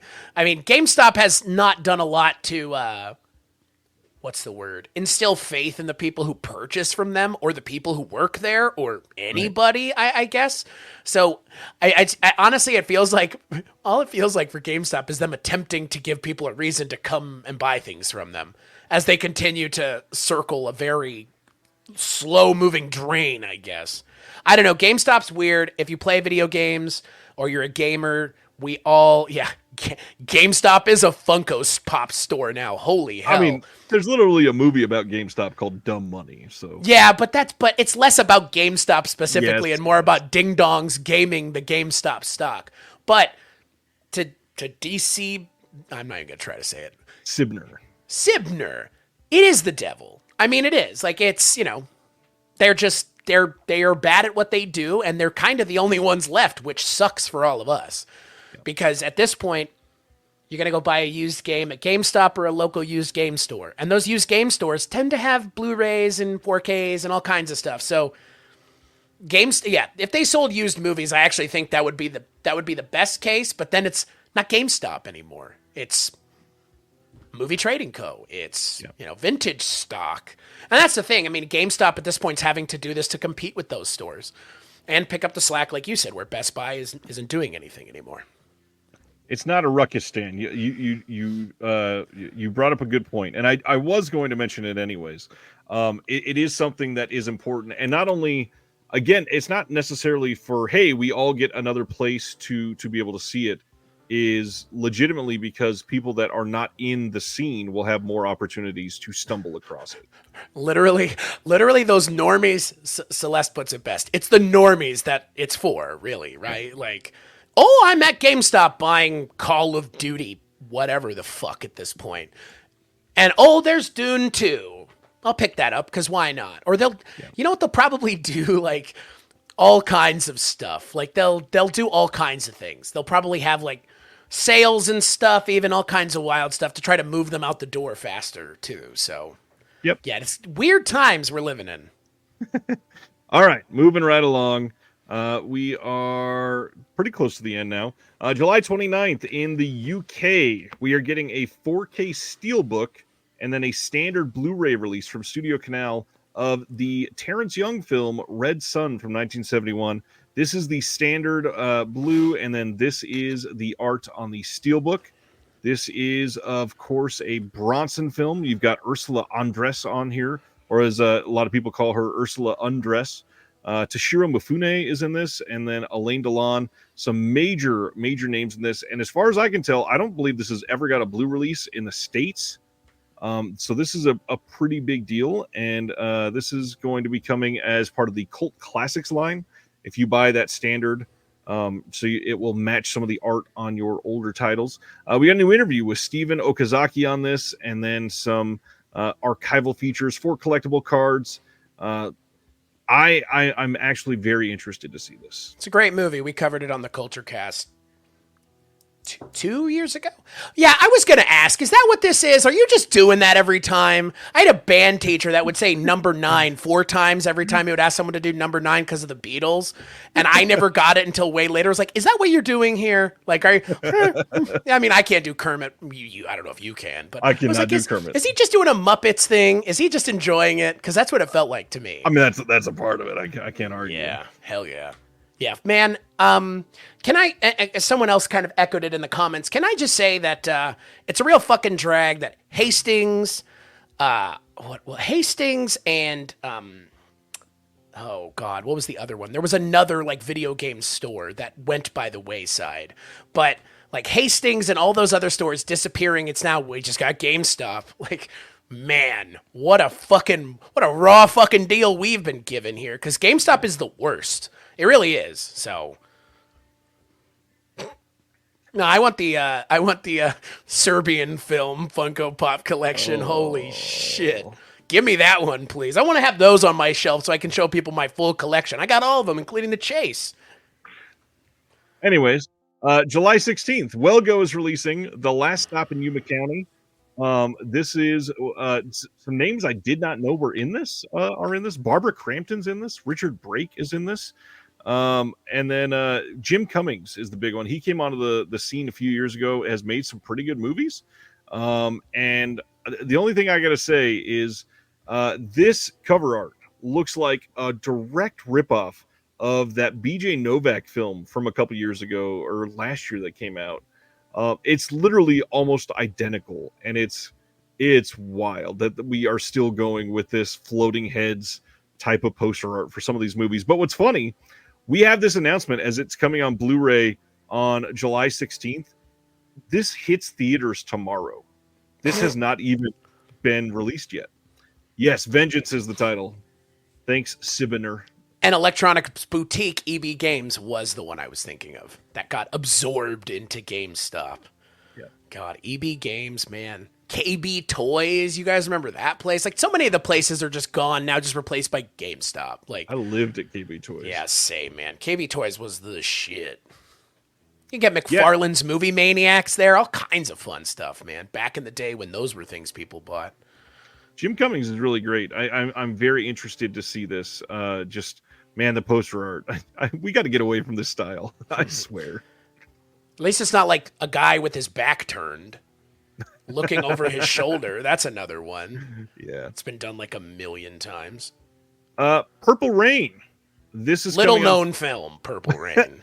Little known indie, coming on June 25th on 4K. In the US, we talked about this last week or the week before for the UK release. As far as I can tell, there will be no Steelbook release in the States, probably. This is going to be coming with this slipcover art and no new features. We got a commentary and 8 music videos, and then the First Avenue Road to Pop Royalty featurette on here. But the big thing, there's no mention of Dolby Atmos on the back of this, which I know a lot of people were really hoping to get, but unfortunately, it looks like they are not doing it.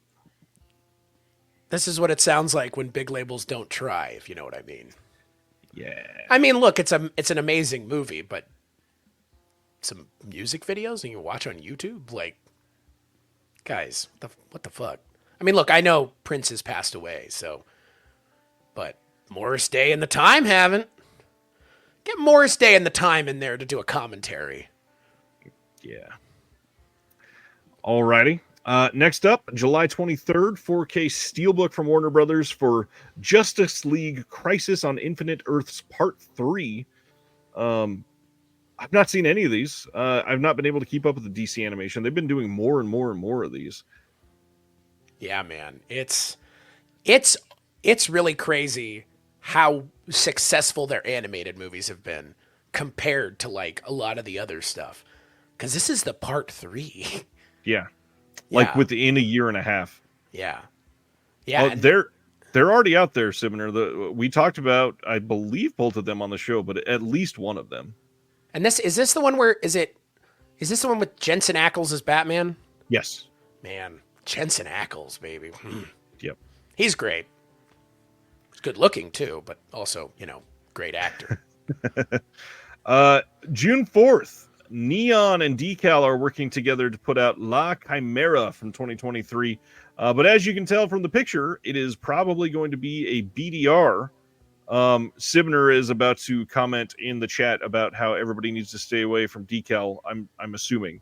So just go ahead and fill that out there, Daniel.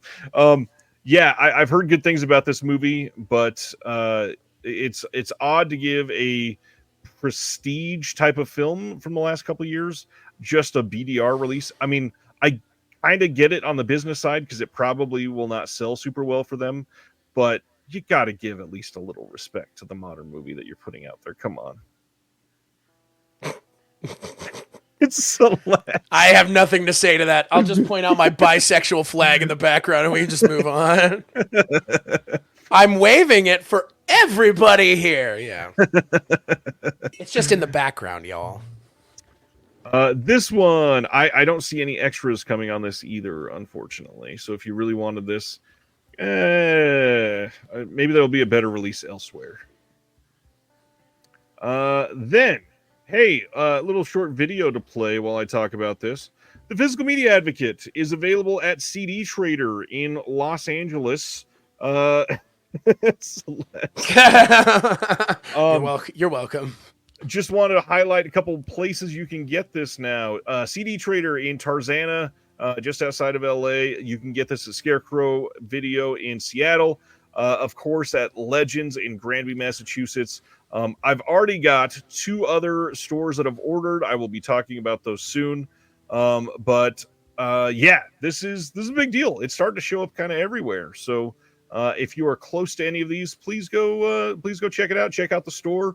And on that note, if you are an owner or part of another store or frequent another local store and you would like to see it show up in your local retail joint, let me know. Ask them to reach out to me. My email is in all of the videos. You've got it in the description below. I'd love to get this out to as many stores as possible. And I'm in this one. You are, yeah. I sure am. I'm in a couple of them, but this is this is the island one, yeah. Yeah, baby. Not Bollywood Cinema Club for once. Something different. And I love the cover. The cover's just. The cover slaps, as they would say. The cover's great. Great. Just today, we got an announcement that Kino is releasing Cannibal Apocalypse with John Saxon on 4K on July 16th as part of the Kino cult line. I do admit, and I don't want to poo-poo this brand new announcement too much. It's an SDR master, so it's not going to have any HDR, and there's no new features on this. So if you've got that old Blu-ray disc, I don't know if this is going to be a giant upgrade. I know a lot of people love this movie, so you still may want the 4K disc, but I hope this does well. But yeah, I think I've got the Blu-ray, and that's probably enough for me on this one. Love John Saxon, though. Who doesn't? I mean, that's a good question. Only a few left. The first one. This is just a wholesome comment portion of the show tonight. Unearthed is finally releasing the Profane exhibit from 2013 that they have been teasing and talking about literally for going on, I think, 5 years, maybe 6 years. This is coming on Blu-ray in September, like I said. This will have all of the segments that it needed. And then for bonuses, they've got an audio commentary by Michael Todd Schneider and the producer Amanda Manuel. And Art Edinger is also on it. There's some interviews with some of the directors on these. Mini documentary called 10 Years Later by Marion Dora. And you can pre-order this now. It's available on Amazon. Boy, this looks like a wild, right? Is this a wild? Have you? No, has this movie been out? It's done a festival run recently, and it played some places in 2013, but it has not been seen by many people. No. So it's like Kilroy was here, is what you're saying? Kind of, but I would say slightly more seen than that. Even it actually exists, is what you're saying? Yeah. By the way, if any of you in the chat have seen Kilroy was here because you own an NFT of it, please let us know because we'd love to watch it. Genuinely, this is a conversation that's been ongoing for months now between the two of us. KB spilling the beans that Sibner is going to be on the conversation. Look for that on KB's channel pretty soon. I think, is it Monday? Is that when? Did I just read that right? I'm excited to watch that. Next up, Doctor Who Tom Baker Complete Season 4 from 1977 and 78 is coming out on Blue on July 9th. Are you a Doctor Who person? Yeah. I like Doctor Who a fair amount. I watched the first couple episodes of the Peter Capaldi run, and then I fell off after that. But my wife and I actually went, 2013 to Comic-Con in New Orleans to meet Matt Smith. And I actually got to meet Peter Capaldi at Comic-Con in Dallas. So yeah, I'm probably like a lapsed Doctor Who fan, but yeah, Doctor Who's great. I mean, David Tennant, Matt Smith, Peter Capaldi, Jodie Whittaker, they cast really good people as the leads. They have great writers on the show. Doctor Who's also imminently more accessible now. Yeah. Because it's on Disney Plus. So yeah, I enjoy Doctor Who, but like I said, I'm a little bit of a lapsed Doctor Who fan. But I'm looking for a reason to get back into it. So nice. What about you? Are you a Doctor Who guy? I've never watched even 5 minutes of it. So I don't know. I don't know if you would like it. Again, I'm not super into fantasy stuff. No, he doesn't like Die Hard, Celeste, and I just found that out like 2 days ago myself. So listen, yeah. We're gonna listen. Go right ahead, man. We're not having the is it a Christmas movie conversation or not. It's does Ryan like it or not? No. Again, what I will say is it is massively overrated. I don't get the it's one of the best movies of all time conversation. It's a well-made movie. I don't get how it's worshipped by so many people. That's the main thing. That's fair. I mean, I do think it's a perfect action movie, but I understand where you're coming from.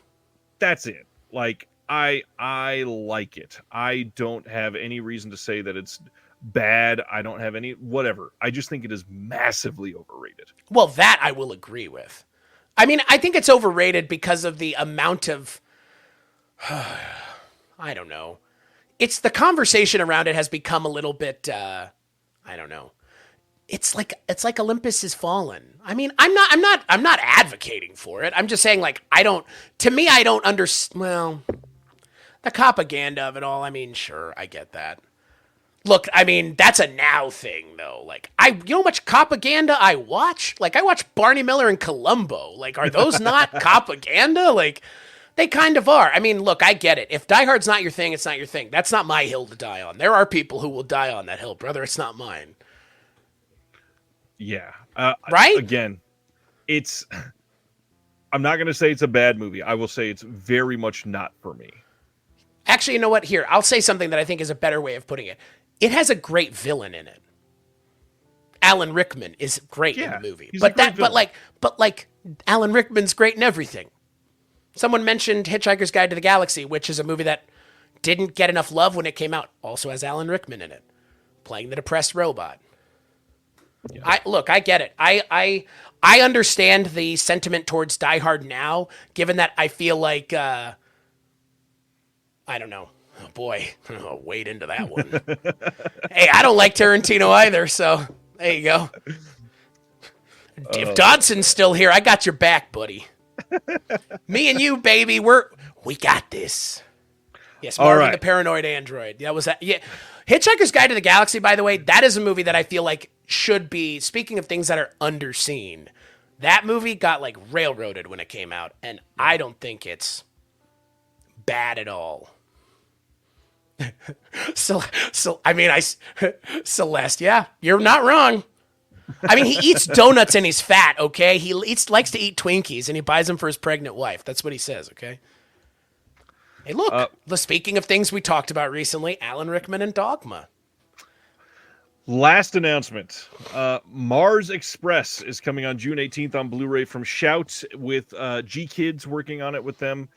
This is a movie that's supposed to be pretty good. I got some pretty decent comments on this one. I'm not seeing much on this, but it's supposed to be a good film. Heard nothing about it. That's all we got. That's that one's from 2023, by the way, if you were listening on the podcast. Now, we always go over what is coming out next week, just in case you have forgotten or are interested in it. Next week, Chris's favorite Dune Part 2 coming on 4K and Blu-ray. I liked it a lot more than the first one. If you go listen to that podcast, we defended it a lot more than we defended the first one. Once Upon a Time in the West 4K coming from Paramount Presents. Killer Clowns from Outer Space 4K releasing next week. Peeping Tom 4K from Criterion. American Sniper, speaking of propaganda. Good Lord, speaking of... so, let's just all agree that that's propaganda and we can avoid it. Yeah, that's coming out 4K Steelbook next week. The Nun Story from Warner Archive. Orphan from Scream Factory. Friendly Persuasion from Warner Archive. Vitagraph Comedies from Kino. Dracula 2000. Hell, speaking of Gerard Butler, baby. G-Butts over here. Another Blu-ray release, that one from Scream Factory. Submarine Command from Kino. You're a Big Boy Now from Warner Archive. 12 Strong coming in a 4K release. Anyways. Whoa. What the? Wow, you're just dragging Chris Hemsworth. He just wants to make a fun action movie that's stupid. What's wrong with that? Magic Mike 4K from Soderbergh, speaking of. That's coming out next week. Imaginary getting a Blu-ray release only in the States next week. Thunder in the East from Kino. One Life with Sir Anthony Hopkins. Some of these Walmart exclusive steelbooks coming out. Lair of the White Worm, The Gate. Hell yeah. Whole bunch of anime. Countdown to Esmeralda Bay coming from Full Moon next week. You didn't mention the American Society of Magical Negroes, which is a great movie. Are you actually saying it's great? Because I know that one got panned like crazy. I mean, I like the concept. I mean, again, execution is one thing, but the concept is at least clever. High concept stuff doesn't necessarily always work, you know? Yeah. Yeah, I like the people in it. I mean, Jeffrey Wright, right? Like, yeah. Any of these sticking out to you? Never seen Gravity. Seen Gravity. Still haven't seen it. Yeah. I mean, I'm glad Dune is getting these big releases. I mean, that's good for the film industry in general. Yeah. My feelings on it are unimportant in terms of the amount of money that it made. And look, the company, the podcast production network is Weirding Way Media. So it's got to mean something. Well, I mean, we like Dune, so. Sibner is asking about the audio on Gravity. And from what I'm seeing, it's got Dolby Atmos, Dolby 7.1, and that's it for the English. And there's also English Dolby Digital 5.1. And they say they have the silent space version. Is that the advanced audio one? I'm not sure. How did we miss Killer Clowns, bro? I mean, I said it out loud. I mean, yeah, we could talk about it for an hour, though. You want to just make this a Killer Clowns cast with a K? Ooh, let's not do that. I mean, Killer Clowns is the cover of the Physical Media Advocate issue 9 for a reason. It's Hell yeah. It's a big title people have wanted for a while. It's been out of print on Blu-ray for a bit, so this is a pretty big deal. Oh, and Jeffrey Wright is not in that movie. Yeah, I was getting it confused with American Fiction, which, I mean, if you haven't seen that one, American Fiction is also a well-cast movie. Yeah, that's why I was getting confused. It's David Alan Grier with a... I mean, look, what's with David Alan Grier, too, man? He's in things now, too. I love David Alan Grier. I mean... He's always been great. I mean, in Living Color. He's been great in everything. Yeah. I'm trying to look at the cast because there was somebody else that was supposed to be in this. Nicole Byer's in it.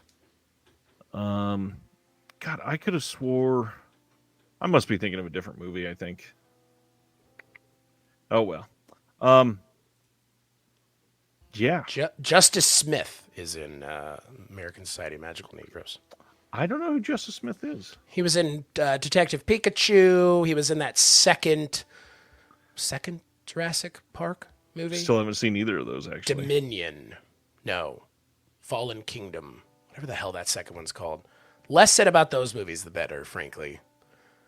Sorry. I mean, they've already made it clear that they didn't even really care about those movies because they're just making more Jurassic Park movies with somebody else now. So, all right, that's it for announcements and for what's coming out next week, which means it's time for our live episode of Film Can I Foundation. mention one thing though that we didn't talk about that was a big announcement today that I Yeah. know other people in the comments will want to talk about or at least chime in on? Yeah. We are getting more Lord of the Rings movies. It's wild. Yeah. And on top of everything else, it's directed by motherfucking Andy Serkis, who one of my friends on my Facebook, when I posted about it, they were like, he's just trying to win that Oscar for a CGI actor. You're right. He fucking is. And he should have won it. He should have won it for that last Planet of the Apes movie, but he didn't win it there. So there's a high percentage chance that this movie pushes that in the right direction. But holy cow. Holy cow, holy cow. More Lord of the Rings movies with Peter Jackson and Philippa Boyens and Fran Jackson all like involved too. So it's crazy time. I mean, the TV show being announced was crazy, but now a like live action movie, like holy cow, guys. Yeah, I love Andy Serkis. Andy Serkis is amazing. He does not get enough credit for his mocap abilities and just him being an actor and a director. We were talking about this earlier. He directed that second Venom movie, which I enjoyed a fair amount. It's a silly movie, but it's a fun silly movie. Yeah, and if anybody's curious, if you're a fan of Lord of the Rings extended and remastered will be in theaters in June of this year. And I'm going to throw this out there. First Hobbit movie's not bad. Second Hobbit movie's okay. Third Hobbit movie, oh. I mean, look, the best part about those Hobbit movies was casting Martin Freeman as Bilbo. He's so good as Bilbo, like... He's so good as Bilbo. He's kind of one of the best things of all of the Lord of the Rings. And as far as I'm concerned, that might be a hot take, but if you don't at least find Martin Freeman charming as Bilbo and that can carry you through the first movie, the first movie's fine. Beyond that is just the second and third ones are just like a CGI fuckfest.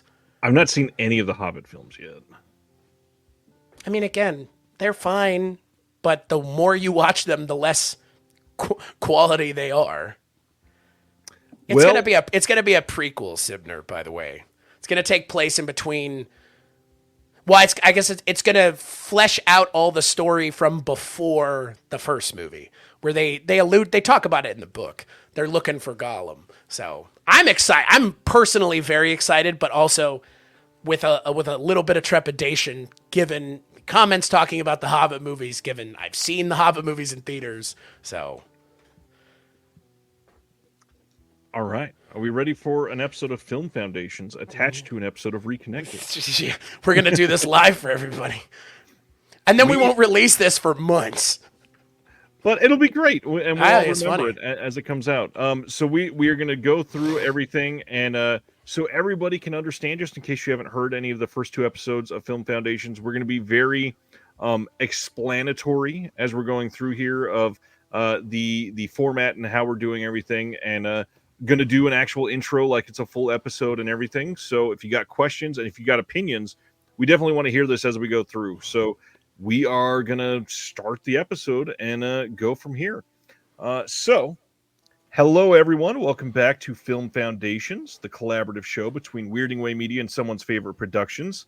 I am your co-host, Ryan Verrill from the Disc Connected and Someone's Favorite Productions. And I'm your other ho-host, boy. Ho-host. Ho-host. I am your other co-host, Chris Stachiw from Weirding Way Media and the Culture Cast and various other terrible opinions people think I have on the internet about movies. On this show, we will be asking and answering 4 questions about a given topic that is surrounding either an actor, director, microgenre, or like tonight's topic, a franchise. Tonight we are discussing all of the Batman films. Our job is to entice you to broaden your horizons on film, encourage you to travel down film tangents and side roads that you may have never traveled down otherwise. And Batman's interesting because there's so many different eras. There's so many different actors that have played him. This is one of those things where we started the show to introduce people to things they likely have never seen any of. But with this, I think it's very easy to have only seen like one iteration of Batman and never even heard a lot of discourse on the others because they've kind of been talked about so many times. in the past that people don't talk about them very much anymore. So we're going to do like a light intro to some of these. We're going to discuss them, going to talk about some of the history. And on that front, Chris, what's your history with Batman? I think for me, Batman is up there, if not for me, one of my favorite superheroes. I mean, this conversation comes up a lot in terms of the MCU or DC and where you come down on it.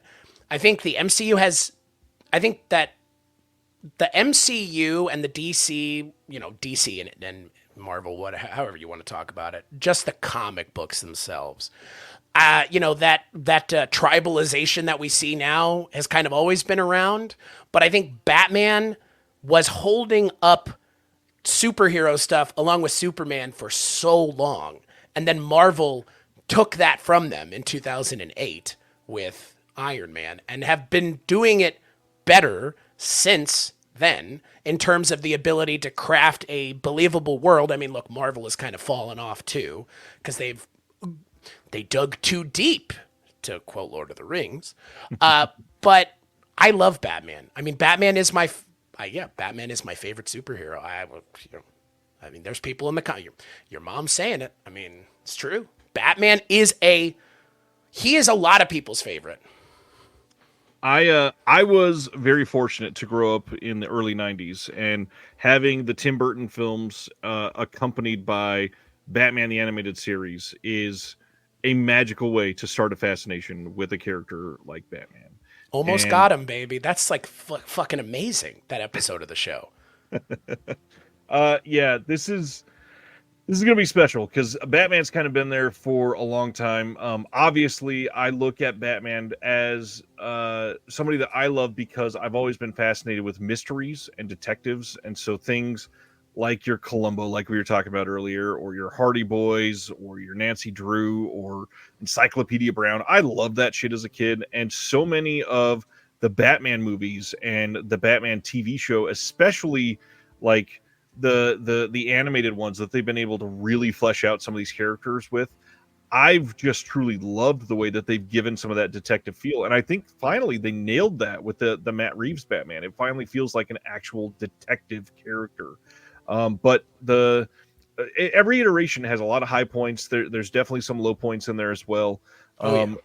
This all truly starts because of comic books, obviously way back in the 30s with Detective Comics, and that leads to literally DC. That's where we get DC from. But we really have to kind of start this with the overarching TV show with Adam West and Burt Ward from the 60s, which I loved it. It is so campy and silly and so fun, and it's such an interesting thing to look at because so many people nowadays look at it as it's only silly and it's just let's laugh at this, but like it's so pure camp when you watch it in the style of let's make this a comic book show.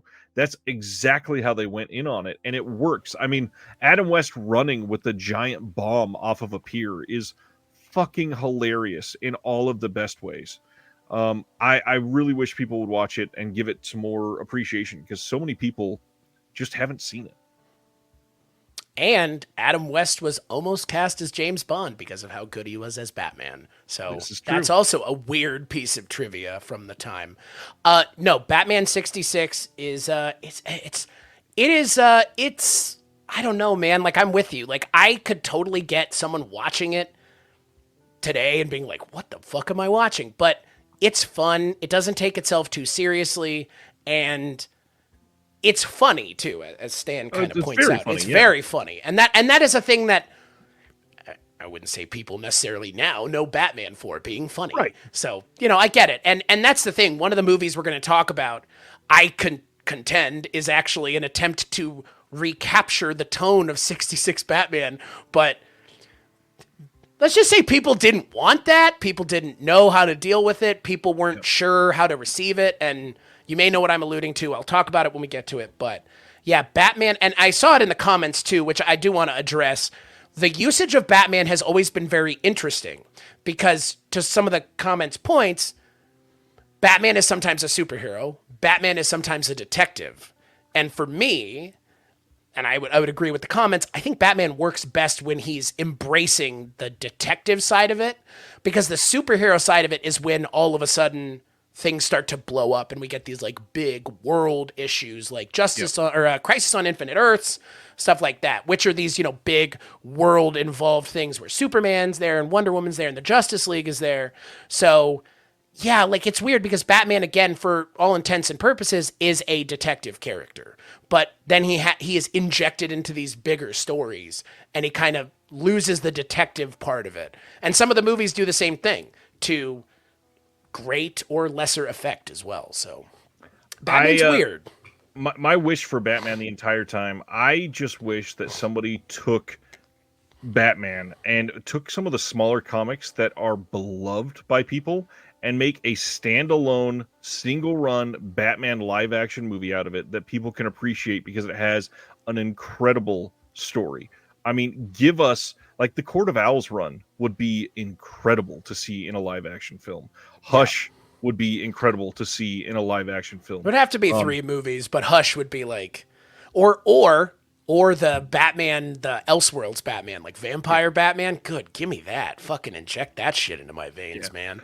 I showed Long Halloween earlier. It would be incredible to see a proper live action Long Halloween done. Yeah. Like with enough money to put into it that they're not expecting a franchise, but just let's make a good movie. Like that would be incredible. Yeah. No, and again, Stan's point about the character being incredibly elastic, he is. And that's what makes Batman such an interesting character, because you can take him all over the place. And you can make him into what you want. You can take away certain things. And I'm not saying all characters like that in comic books aren't incredibly elastic, as Stan mentioned, but Batman seems to move within genres very easily compared to some of the other ones. I mean, you don't see like a superhero. Well, I guess there's Superman versus Alien, Superman versus Predator, but those always felt weird. Like Batman versus Alien that comic is certifiably fucking insane. And if you've never read it, you should go check it out. And then they did, I think, at least one more, possibly 2 more. But in the second one, they start breeding the aliens with DNA from the rogues gallery of Batman's people. So there's like a Joker alien and a Two-Face alien. And it's ridiculous. But again, it works because Batman, I think, has always been not horror adjacent, but because of what you expect from his stories, it always feels like the horror world is always just touching Batman because of Killer Croc, because of Scarecrow, because his villains are monsters for the most part. Like a lot of them are literally monsters. So yeah, I love Batman. After Batman 66 and the TV show, we had a bit of a break. It wasn't until 1989 that we got Tim Burton's Batman, and it completely, like, really busted open the whole superhero thing in a way that was super accessible for everybody. Incredible cast. Nicholson is great. DeVito is amazing. The really important thing, though, is because it's Burton, you get a character in Gotham. It feels like Gotham. And then, of course, you get Keaton as Batman, which is the iconic thing. A lot of us grew up on Keaton playing Batman. How do you feel about Burton's Batman? I reserve my answer for later. See, that's the thing, though. Like, here's the thing that gets lost in the conversation. Go back and look at the reception to Michael Keaton being cast as Batman. People went fucking nuts, and I'm not saying they were happy. It was like the backlash of backlashes. People were writing into Starlog about how pissed off they were that Michael Keaton, a short guy, was cast as Batman.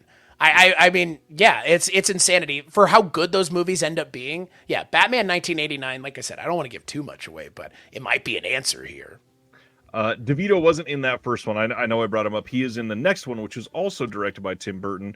That's Batman Returns, and then we get Michelle Pfeiffer's Catwoman in that one, which did fairly well. And then, of course, just logically, that has to lead to Batman Forever, which a lot of people are very used to throwing darts at because they don't love it very much. Not quite as bad as Batman and Robin, but yeah, a lot of people hated these.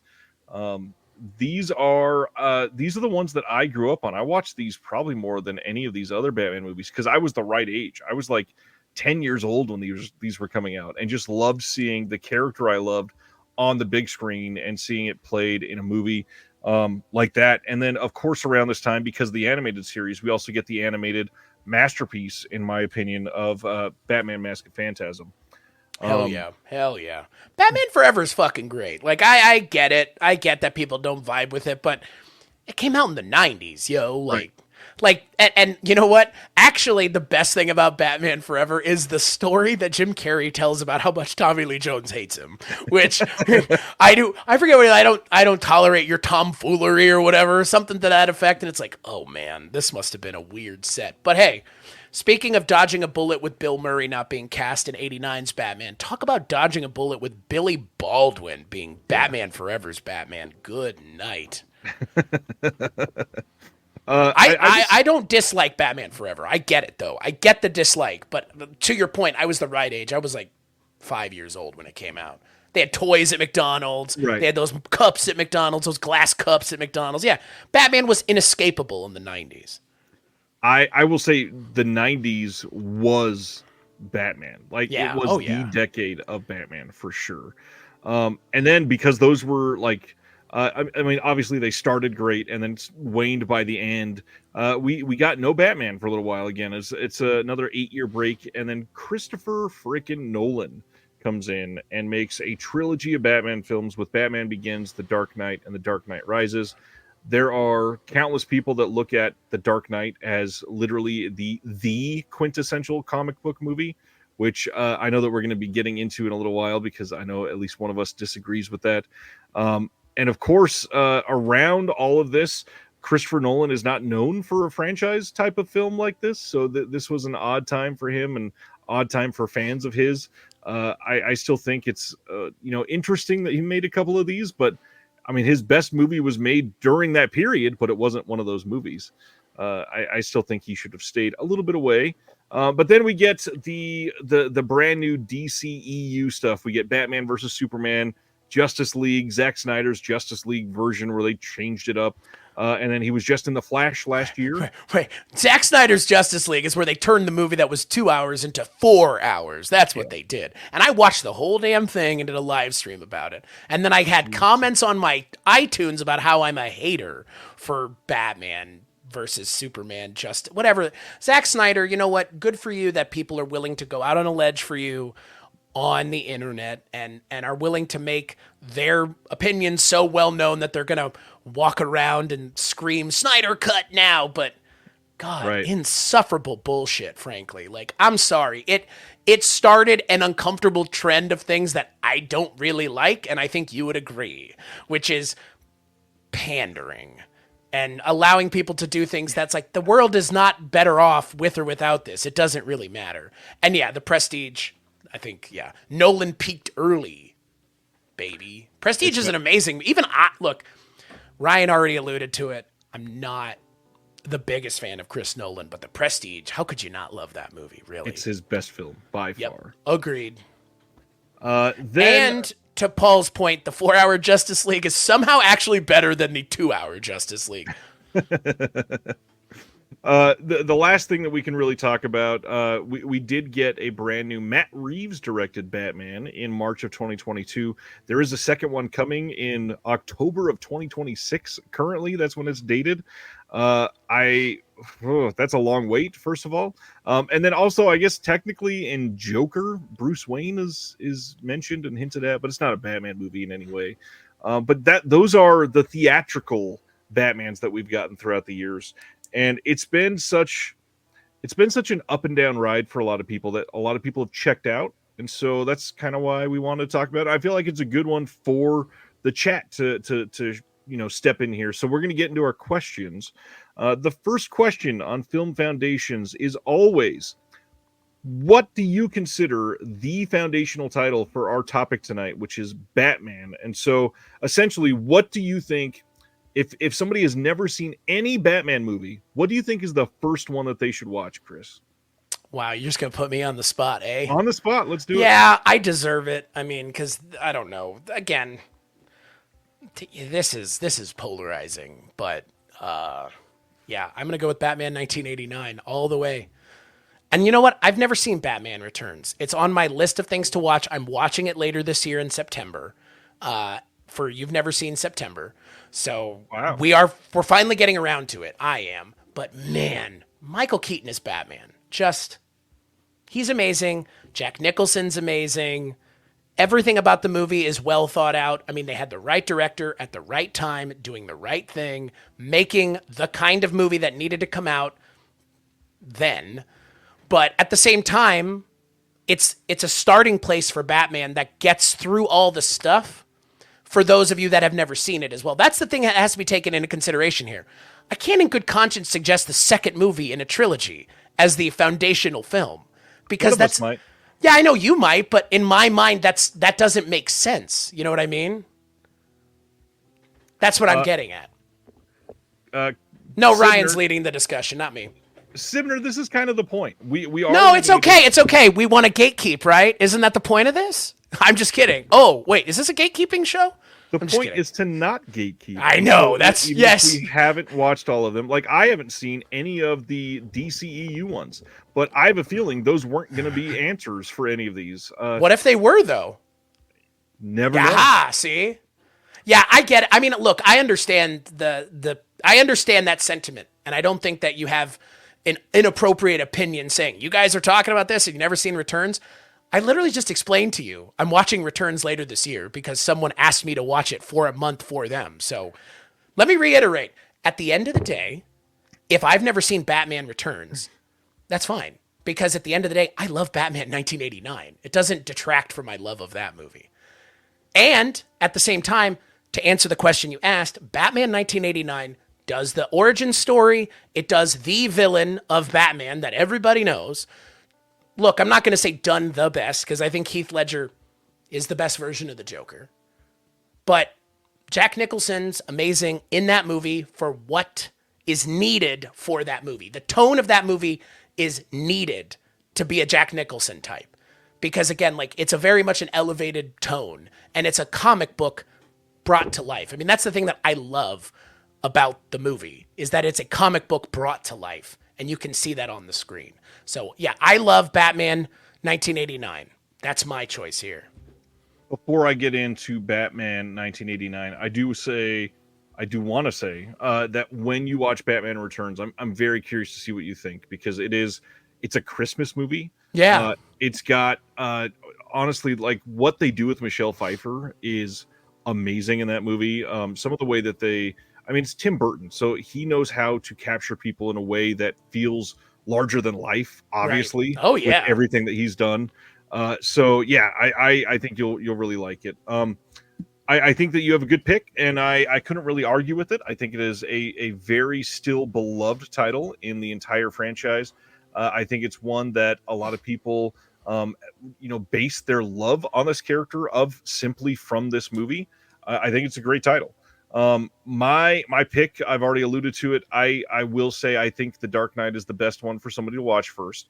And it's interesting to make that as a choice because it is the second and it's not an origin story, and I get that. But my argument against that is I think the Batman origin is just kind of zeitgeist knowledge at this point. Like that's everybody at this point though. Yeah. And that's what we're doing is no, I know, but future generations. Right, exactly. Like to your point though, like it's a fair answer because like you said, it's like, look, it's the same fucking thing with Spider-Man. They don't have to show the Spider-Man origin story anymore, guys. Like we're good.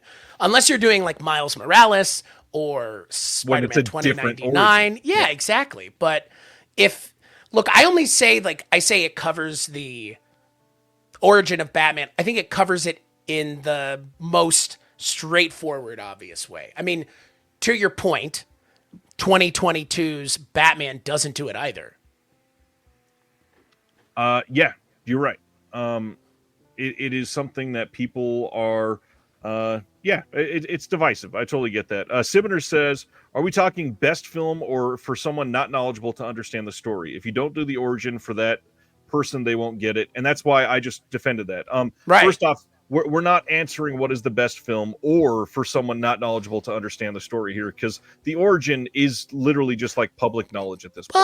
Well, part of it is making it the most approachable thing. That is what we're Correct. getting at. And Honestly, so, Sibner, what you'll realize very quickly is our second answer is often our favorite thing. That's kind of, our second favorite. the second answer is usually the most interesting part of the conversation. So Yeah, we will be totally. discussing that one soon. Yeah. The Dark Knight. I don't want to say too much about it because I know it's something that is overly discussed. I don't think it's a perfect movie. I think it's a very great movie. I think that Heath Ledger is probably the best visage of a villain that we're ever going to see on screen for a Batman story. Probably. I think it's great that we also get probably the best version of Two-Face in any of these movies. Unless we start talking about the animated, which is very different, of course. You like him better than Tommy Lee Jones? Yeah, I do. I think Tommy Lee Jones fits the tone of Batman Forever just fine. Yeah, he does. He absolutely fits. But yeah, I mean, I honestly find the Dark Knight's usage of Two-Face to be kind of an afterthought. Me personally. But I get where you're coming from. I totally get it. Like, The Dark Knight is a movie that I have a very weird history with. That being, I loved it when it came out, and since then, it has depreciated in value to the point where I don't even want to watch it anymore. Like, Heath Ledger's great. And that's kind of where I leave it. Like, Sibner and I think, are on the same page. Because I get it. Like, Dark Knight, I understand its appeal. I understand why people like it. Like I said, I loved it when it came out. I literally went and saw it opening night at midnight with my friends. I get it. Like, a lot of us got swept up in the excitement of Batman. And that was a big deal, especially for what it was being advertised as, the fact that it was Heath Ledger. But yeah, like, for me, Dark Knight, I mean, you said it best. Like, Chris Nolan had no right being around this franchise. And you know what? They're great movies, but are they great Batman movies? That's the question I always put to anybody. Is like, they're great movies. Well made, well shot, whatever. But is The Dark Knight a good movie in terms of what the genre it's in is? I mean, I don't know. It's going to vary from person to person. The Dark Knight for me is a movie, like I said, loved it when it came out. It's kind of depreciated a little bit since, but I totally understand why people like it because it is a good, well-made movie and has a great performance at the center of it with Heath Ledger. I do think The Dark Knight is a lot more than Heath Ledger. I want to point out a couple other small things. I think that this movie is paced very, very well. It kind of goes and doesn't really slow down, and there are some of these other entries. There are some meandering points in some of them. And to be quite honest, I think that's my biggest problem with the other two Nolan films. I think Batman Begins and The Dark Knight Rises have some dull periods that are really difficult to overlook completely. Where would you rank them? Those three? Just those three? I would probably say The Dark Knight is better than Batman Begins is better than Dark Knight Rises. So 2, 1, 3. 2, 1, 3. Yeah. Yeah. I mean, it's hard to defend that third movie. And to Sibner's point, the second movie has a lot of weird stuff that people forget. Like the whole Tokyo side plot. The climax of that movie is like, Chris Nolan doesn't know how to shoot a climax of a movie like this, right? Like, that's what we found out with these movies is he has no idea how to film action, so he just fucking doesn't. Is that what it is? Like, that Dark Knight Rises climax is pretty bad. Right? Like, Tom Hardy's, the whole thing with Bane and the way Bane is treated is just... It's real bad, yeah. But in a lot of ways, like, The Dark Knight is the same. It just kind of gets away with it. Like, it just kind of gets away with it. Because it's a good movie. Dark Knight Rises is not a great movie. I think The Dark Knight has just a far better script. That's the biggest thing, right? Sure, I agree with you there. And I actually have a soft spot for Batman Begins, to be perfectly honest with you. Yeah. Yeah, the stuff with the boats and the sonar spy stuff is just like, it's a slog. It's the boat scene is amazing. In anything but Batman. I disagree fully. I know, but that's why you picked it. It's my point. Like, we just have two different minds here of what we're wanting from this kind of movie. Well, that, and we do have some questions about, like, what this first question is. So I do want to explain again for Sibner and for everybody watching that this is not about best movie or anything. What we got to do is put our mindset into somebody who's never seen any of these. And so one of the reasons I picked The Dark Knight is because it kind of kicked off this modern mentality that we have about comic book movies. And so that's why I think right now it is the most approachable because of Nolan is why we have these super dark, everything has to be gritty, fucking dark ass comic book no happiness movies. Can I say though, and we talked about this pre-recording, so this is a little bit of a not pre-rehearsed, but I'm actually going to counterpoint there to that because I really detest what Chris Nolan did for big budget movies for like a decade, which was everything had to be grim, dark, and serious. Oh yeah, including fucking James Bond. Of all the goddamn things in the world, you turned James Bond grim, dark, and serious. I mean, that's fine. I like Daniel Craig, but those James Bond movies, similarly to these Batman movies, the Nolan ones, you take the James Bond name out of it, it could be anybody, really. Batman's a little different because you have a guy dressed up like a bat. I mean, look, I would put The Dark Knight in my top 5 Batman movies, but like, okay, so what, right? Like, right. I'm with you. Like, I think either of our entry points are a good one if you have different expectations. And yes, Casino Royale is a damn near perfect movie, but it's the exception that proves the rule. Because we all know how good Spectre is, right? I don't. I know you don't. You've made it a life choice to stay away from James Bond movies. We'll never see a James Bond film, Foundations. I guess it'll be led by me primarily, I'm assuming. Because have you seen any James Bond movies? I have, and I already said we should, but we should break it out into an episode for each actor. Oh yeah, Timothy Dalton, 2 movies. Okay, maybe we throw that in with something else. Yeah, George Lazenby, 1 movie. So again, the way that we have to approach this first question always is not just like what do we think is great or what do we think whatever. It's more about like approaching it for other people who have not seen any of these. So this one, agreed. I think that Nolan did kind of screw up here. That it's this awkward ass. Let me make these super dark movies that he probably shouldn't have been making to begin with.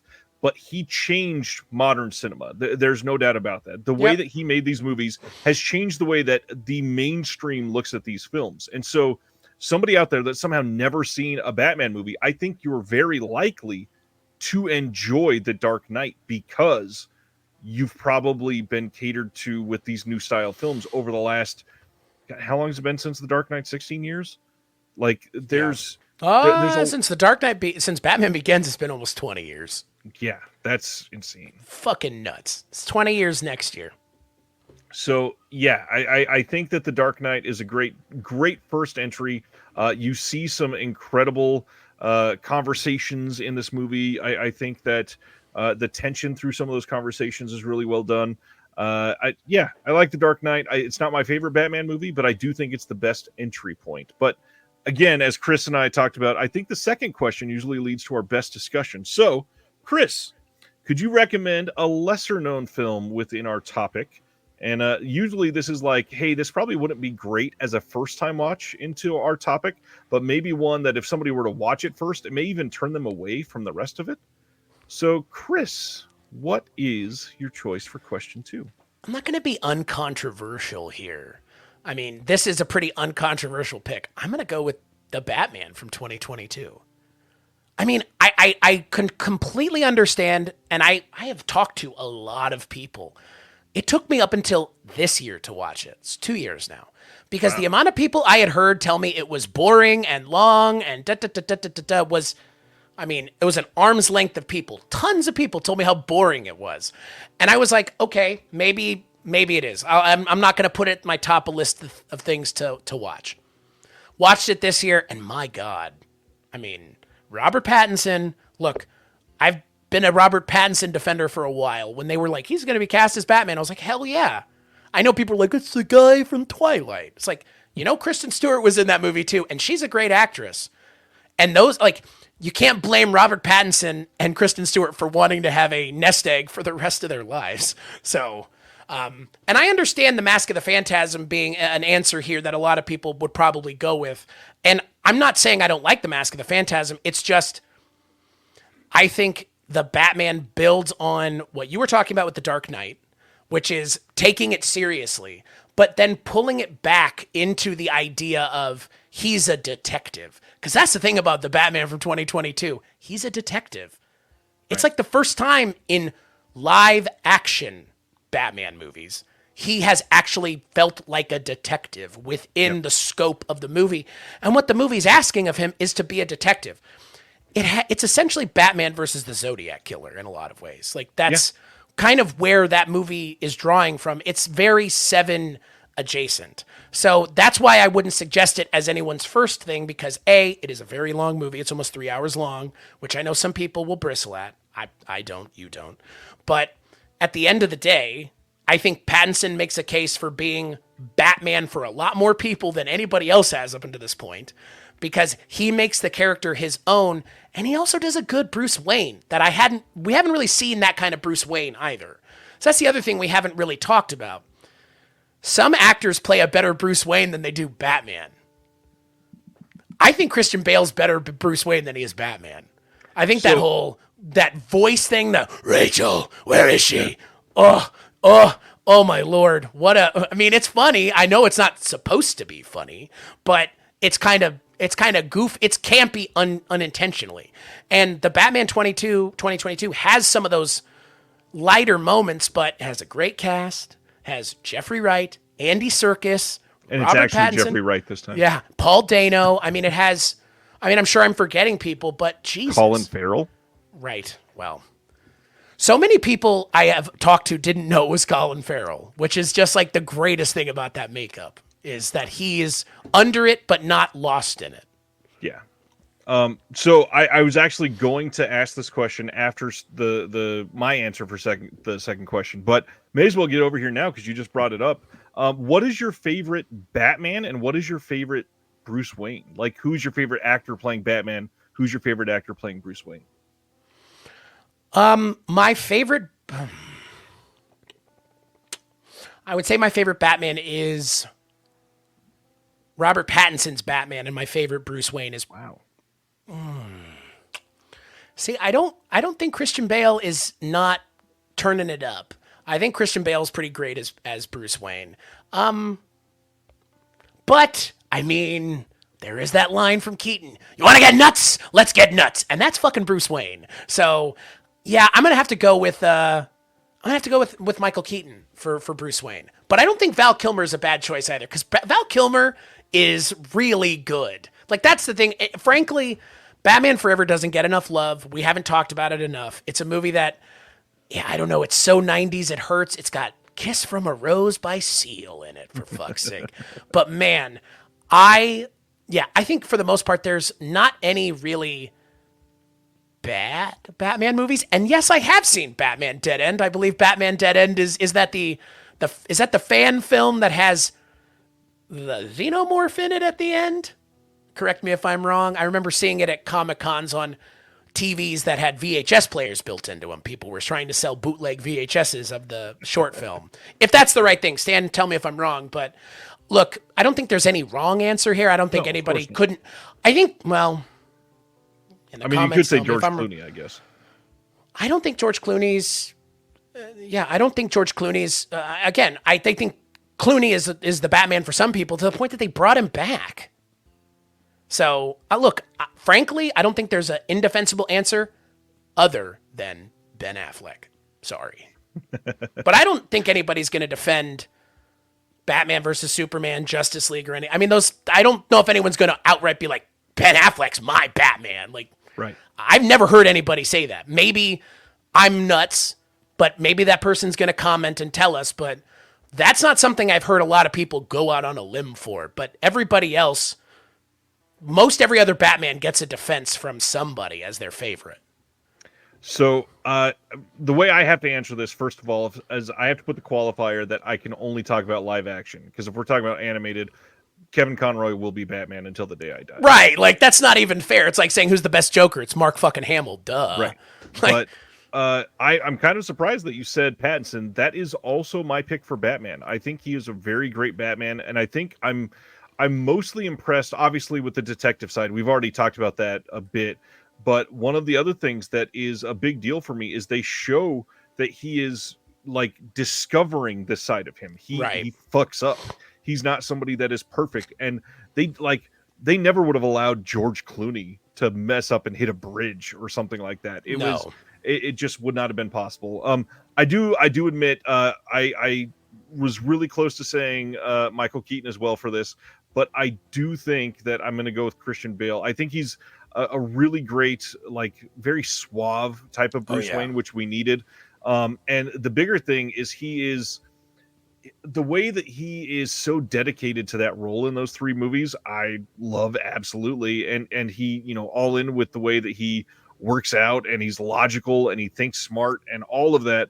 I just don't think he's a very good Batman. I really don't love his Batman at all. Because it was never about Batman for Chris Nolan. That's the problem. Right. Like, it just doesn't. Chris Nolan wasn't interested in making a Batman movie. He was interested in deconstructing the superhero myth, and they were just like, "Hey, you Batman." It's like, okay, so yeah. I mean, Affleck's Batman is the most physically imposing Batman because he like the physicality that Ben Affleck's Batman brings in not Justice League, but Batman versus Superman. There's that scene in the warehouse that's pretty great. Like, I'll concede that, but man, Ben Affleck just couldn't seem less fucking interested the longer those movies go on, to the point where he himself was like, I don't fucking care. I don't want to keep doing this. Like, which is why they literally brought somebody else in to end the DCEU's version of Batman. They literally went, hey, Michael Keaton, right? Because here's the thing you didn't mention. The Flash is technically a Batman movie, too. Michael Keaton Batman. I don't know how many of y'all have seen The Flash. There's some CGI in that movie that is, wow. There's like a Zoetrope scene that they keep using over and over, and I was convinced that was previs. Like, it's not previs though. That is the way the film was released and seen. Yeah, it's crazy to me. But yeah, The Flash is not going to show up here other than in passing. Hot pile of caca. Yeah, I mean, look, they brought Michael Keaton back, but to what end, I guess? Right. Well, to end the DCEU, basically. Right. Yeah, and again, like they tried to shoehorn a Batman movie into a Flash movie. Guess you guys have a lot of faith in your Flash movie then, huh? Like, so bizarre. So to finish up what started as an answer to the second question for you for a long time ago, I will say this was very close to being my answer as well. I truly loved the 2022 Batman. I genuinely a 5-star film for me.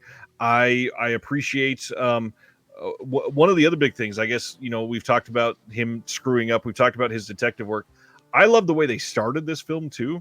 The fact that criminals are actually scared of the nighttime, right? And that's a huge part of the lore of Batman. People are actually afraid to be out when his light is in the sky. Like that's a big deal. And they really nailed it for that movie. I truly loved the way that they took Colin Farrell's character and made it this larger than life being. I think the stuff they did with Paul Dano was great. The only thing I didn't love, I think this movie has 2 or 3 different endings, and none of them are good. None of the endings for this movie are well thought out. None of them come together. I feel like they probably should have melded all 2.5 of them together to find something sort of cohesive. But other than that, I think this is a pretty great movie. I do understand the length being a problem, and that's partially because of the third act that is like 2.5 acts long just for that third act. Right. Yeah. I mean, again, we already talked about Dark Knight and the way that movie ends. The Batman 2022 has a similar ending problem of just like, what do we do here? I'm curious to see what the next one is, because I hope they like what Batman movie doesn't have a kind of a problematic third act. The original Batman '89 is pretty great. It's pretty great. Yeah. Again, Batman Returns, can't speak to that. Everything else kind of, I mean, live action, their third acts are kind of all over the place. I mean, yeah, and Stan says the length is no problem for me. The length itself is not the problem for me. It's the fact that I don't feel like they stick the landing. You got to justify that length, and I think that they let that go ever so slightly with the fake out ending that they have there. And not everything needs to be Return to the King, like 3 endings for fuck's sake. Like, so the second question, my pick for this one. Funny enough, I didn't even mean to do this. I meant to read out all of the titles, and I skipped over one, and it's the one that I'm picking for this one. I was about to say, you didn't mention the one that I was like, this is going to be his pick. You didn't mention it. my pick for like an underseen one that it would be weird to watch as your first entry into all this. I got to show some love right now for the Lego Batman. This movie is so much better than it has any right to be. I believe it was like 2 years ago on one of the streams with Flip on this channel, I was discussing all of the ranked Batman movies, and this was like number 5 on my list of all of the Batman movies. This movie's incredible. The comedy is great. The way that the set design is, because it's all Legos, it's filmed in a lot of scenes. No. I never said animated was off limits. No. I said to answer who was the best Batman, that means I would have to say animated is off limits. Lego Batman is up there as one of the greats by far. This movie, it's filmed in a way that gives me like Batman the Animated Series vibes, and the voice acting is incredible. But the biggest thing, like, if you are a fan of Batman, this movie is going to pay off in spades because there's references to everything in this movie. You're going to get so many like never talked about before villains discussed. You're going to get all of the costumes made fun of. You're going to get mention of bat nipples. You're going to get like everything under the sun is a part of credit this movie. card, condiment, it's amazing. Condiment King, all the things.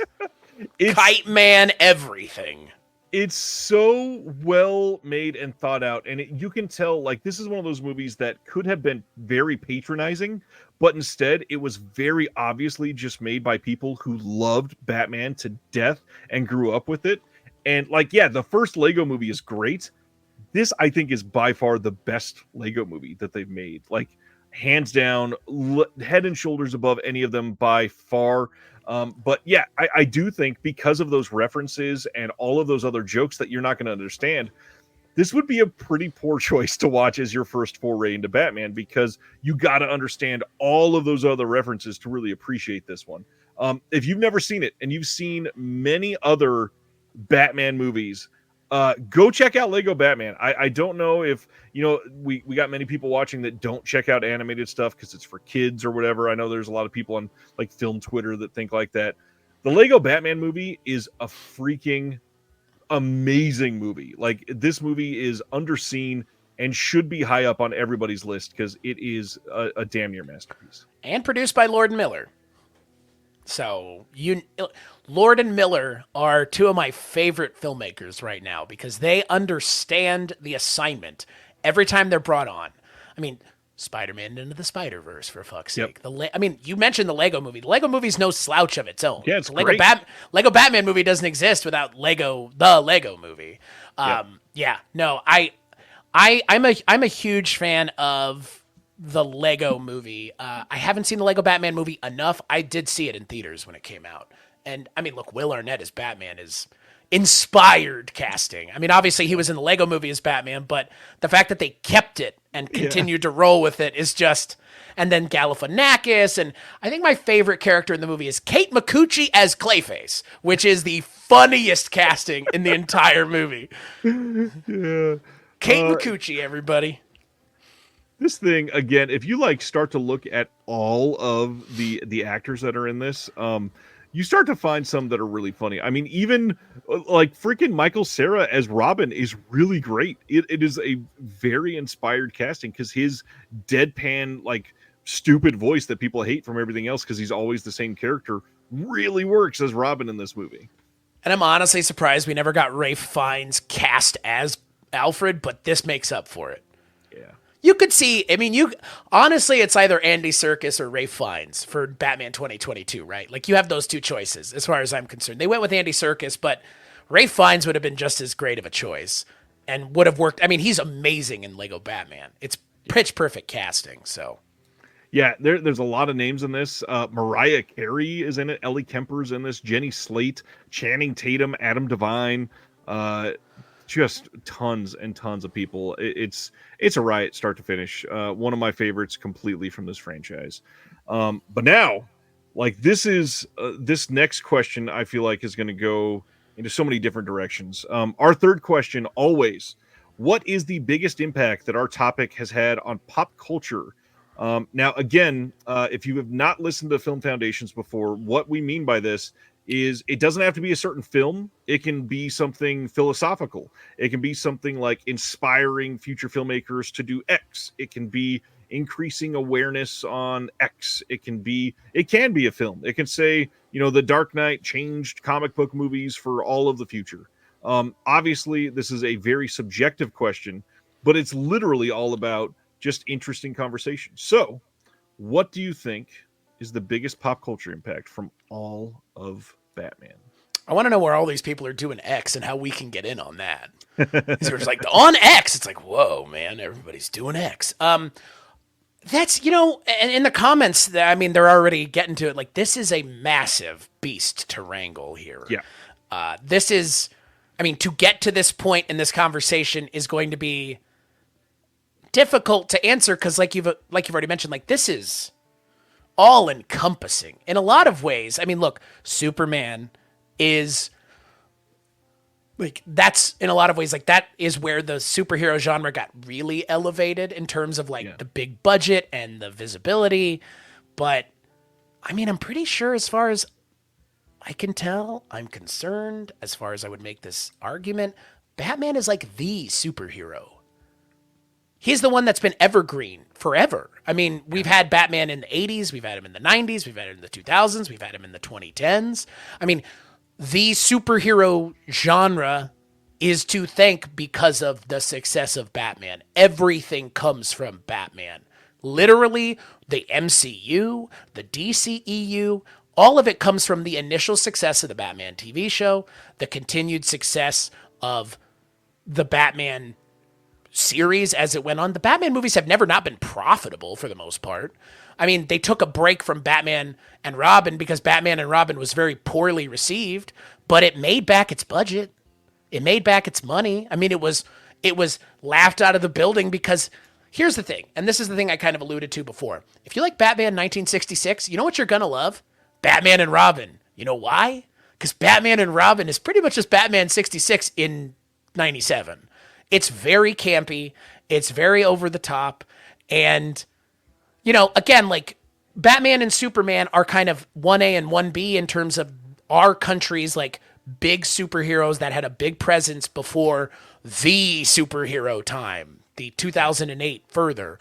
So, in a lot of ways, it's hard to answer this question without bringing up, like I did, bringing up Superman and the Superman movies, but Batman is, in a lot of ways, like, the superhero film and the superhero film series. Like, it's not that I don't see a lot of people arguing about it, but I don't see a lot of people arguing about who's their favorite Superman.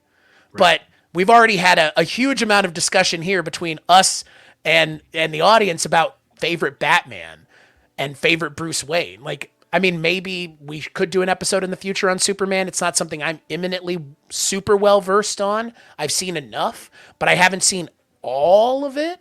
So again, Christopher Reeves is amazing, but so is Adam West as Batman. So is, Michael Keaton. I think that the superhero genre as a whole has been one of those genres that really has built on top of itself in a way that, like, a lot of genres haven't. Westerns aren't a thing the way they used to be. Musicals aren't a thing the way they used to be. Superhero movies 40 years from now may be a long thing of the past that people are like, remember when superhero movies were in? That may be a thing because I'm sure people in the 50s and 60s couldn't fathom big budget musicals not continuing to be made into the 70s and 80s, but yet they really weren't the way they were before. So I think it is Batman and Superman in general have been the litmus test of where we're going with superhero stuff and the success of it. I remember the hype around The Dark Knight. It was insane. Yep. The ARG game that they had with it.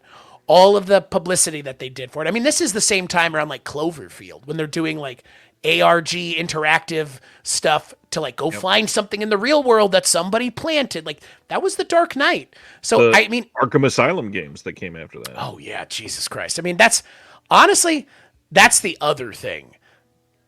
The video games alone, like, that in and of itself kind of helps move the needle. But, again, like, I prefer my Batman as a detective, but Batman's been a superhero a lot of the time. So that's why my answer was the Batman 2022. So in a lot of ways, we're just now at the point where Batman's being treated the way I personally appreciate the character to be treated. But he has been a full-fledged world-saving superhero in most of his movies, which I think speaks to the idea of what the expectation was for these kinds of movies the further we get away from something that's kind of contained like Batman 1989. Like Batman 1989 is a contained thing. There's no other things going on anywhere else. There's no hints at fucking future sequels or any of that shit. And there's no competition either. That was the other thing. Right. And that's the other thing. Batman exists essentially, Batman 89 exists very much in a vacuum in terms of the quality of that kind of movie being made, in terms of the quality at the time of that movie being made. But Batman is just, he is evergreen. He has always been around since the day I was born. Batman's been around. Batman will probably be around the day that I die and further on into the future.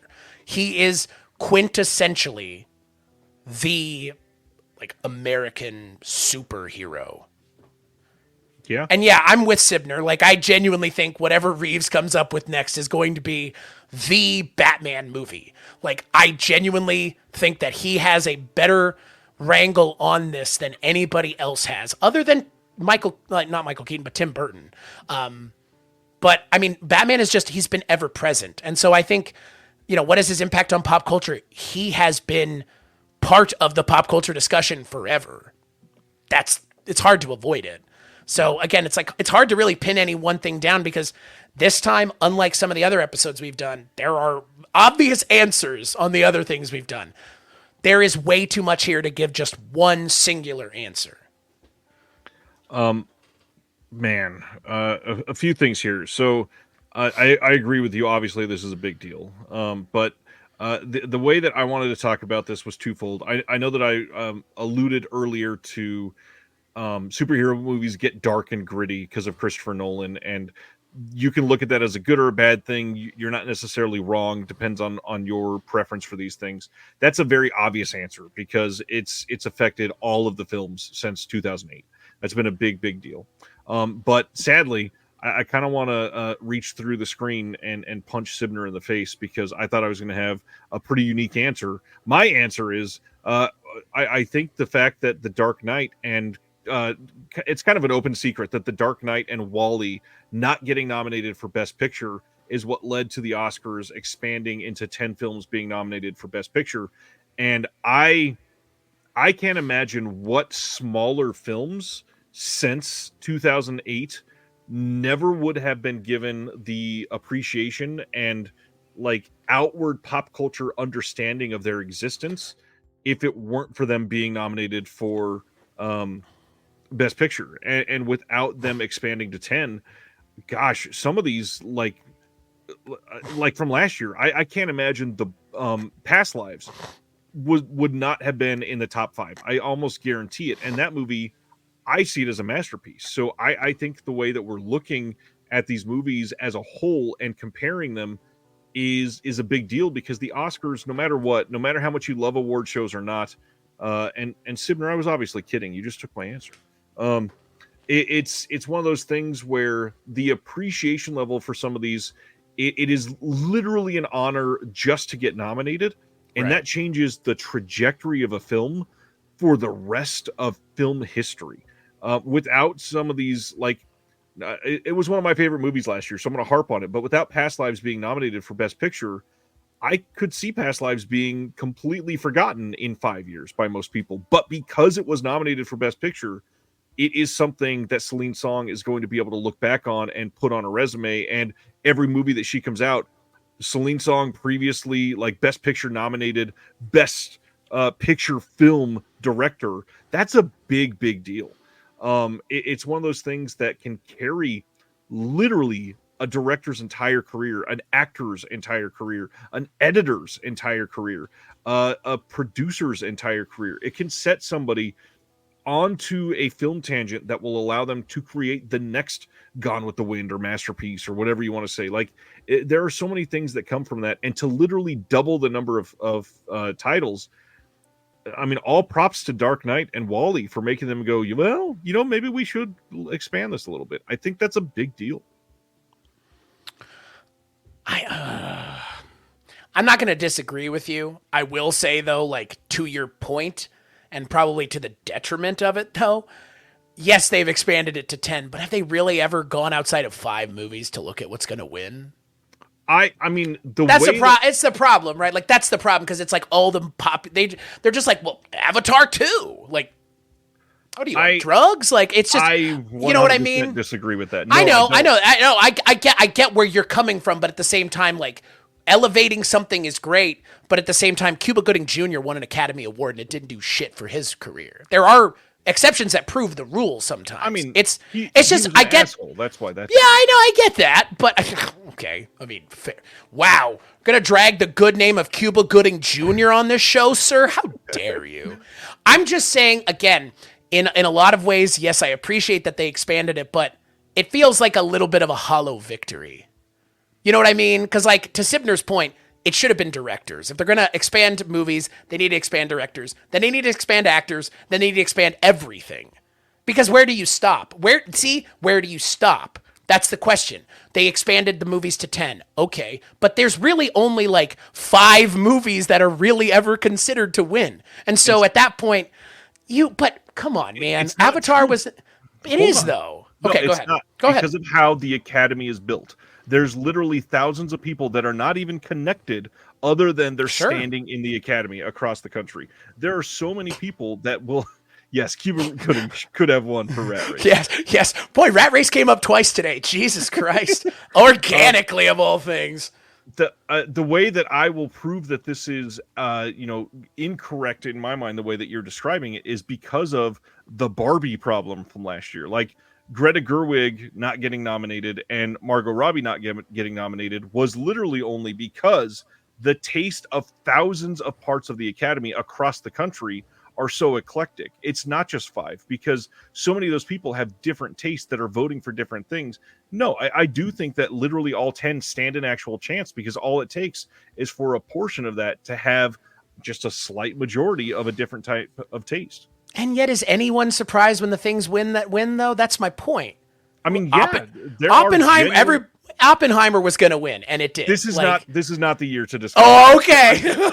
I mean, fair though. Things like Parasite, that is unprecedented. That's the type of thing that. But I think Parasite would have gotten nominated anyways. Oh, like it. Even with 10, people were like, "Whoa, this got nominated." I mean, America's like especially with the Academy, they're historically fairly racist. Well, yeah, but they're not just. But I mean, it's surprising that they nominated Parasite, but they don't nominate films made by POC directors in this fucking country. Like, whoop-de-doo, they nominated someone from another country, but they don't give a shit about people here. I mean, that's the problem with the Academy, right? Is the makeup of the Academy is a bunch of old white folks. Still. No matter how many people you bring in, no matter how many other people are in the pool, there's still those people that have been there forever. And for me, it's a popularity contest. That's the real fucking problem here. I mean, ultimately, of course it is. That's but at the end, but at the end of the day, like you've said, all it really matters is, your movie gets that little qualifier in front of it, which for a lot of people is important. The nominated for. Yeah. So I think, look, it's the Academies are the Academy Awards are something I really don't like talking about for a whole host of reasons, because the less said about the Academy Awards, the fucking better. Because in a lot of ways, they don't determine the fucking taste of any one of us, especially not people that watch movies, especially people that sit and watch movies every day, like I know everybody in your audience does, like I do and you do. Look, Barbie was a great movie, but Barbie wasn't the best fucking movie last year any more than Oppenheimer was. And that's why I didn't win. What I'm going to say... But Oppenheimer won and it wasn't the best movie of last year either. What I'm going to say is, I honestly, like deep down, I think most people that love the Oscars will even say that they're truly important. I think the biggest thing is it's our day as movie lovers to literally come together and have the mainstream love of movies be normal. And that alone is important. I think that's something that we should do. Yeah, I mean, I get it. Look, this is subjective. That's the problem here. We are not talking objectively anymore. We are speaking purely subjectively. These are our opinions. This is not the kind of discussion we often get into on this show, which is very funny on top of everything else. It's probably the most contentious it's ever been between the two of us. I don't think it's contentious. I think it's just a matter of seeing it differently. I Yeah. think that the expanding it to 10, I think it should go to directors as well, because they are literally the one creating the movie. But I don't think there's any like, we should expand every best actor to 10. Like, I don't think that's something. Why not? Is a question, because it would go forever. That's the biggest thing. And I mean, wouldn't they love that though? I mean, some people would, for sure. Look, at the end of the day, like I said, the less said about the Oscars, the better for me, because they don't determine my favorite movies of a year. They don't determine the things I watch. I listen to my friends who watch movies, and I watch movies based on their suggestions. But here's the thing: to your point, that's not me. That's not you. That's not who these are for. Right. And the entire Academy is not racist. It's just the entire Academy is still catching up to the way that the rest of the country's ethnically diverse. That's what the problem is. There's a lag time. Isn't there? I mean, that's what this is. I'm just laughing because his comment is declaring the entire Academy racist is a bit of a stretch. Nobody declared they were racist. I said historically they have been very racist. Like, it's by definition, the way that they have voted historically has been all white with them. Oof. Hey, the Green Book won, everybody. Remember that? Hey, remember that movie? Let's talk about how great the Green Book is and how everybody's watching it. Oh, wait. Nobody fucking is. That's all I'm saying. Just like so many Oscar-winning movies that just flit out into existence and nobody thinks about them. We mentioned Cuba Gooding Jr. What's he up to other than being sued for things? The Academy's a hard thing to wrangle with, because speaking of Batman, you could go as far as to say Batman legitimized comic book movies because it was the first comic book movie to win an Oscar. Yep. In terms of acting, I'm sure one of the movies won for special effects or something. Correct me in the comments. But I'm talking about the big awards. And then I would actually go as far as to say Joaquin Phoenix doesn't win the Academy Award for Joker if Heath Ledger didn't win it first. I mean, again, legitimizing superhero movies, how do you do that? You hire Chris Nolan. Yeah. I mean, I don't know if that was the intention of hiring Chris Nolan, was to legitimize superhero movies, but that's what it did. It legitimized them as not just superhero movies. They're movies, which again, like, that's stupid in and of itself as far as I'm concerned and kind of pedantic. But when we're talking about these kinds of things, like, so much of this is just out in the public sphere and there's nothing we can do about it anyways. So let's move on to our last question. By the way, and everybody bringing up The Blind Side, you guys are a bunch of trolls. But that's my point. Like, you can look, I know that this makes you kind of hot under the collar, but don't forget, not Gone with the Wind. That movie deserved it. Dances with Wolves won over Goodfellas, and so did Kevin Costner for Best Director. Holy moly. And you know what? The Departed winning for Best Film and Best Director, not Martin Scorsese's best film, not his best directed film. They were mea culping for what happened in the 90s. Yeah. And going back to before, the thing with Brokeback Mountain is exactly what I was alluding to. They couldn't give it to the gay cowboy movie. They gave it to the totally safe option. It's not even a great movie. That's the hard part. What, Crash? No. Yeah.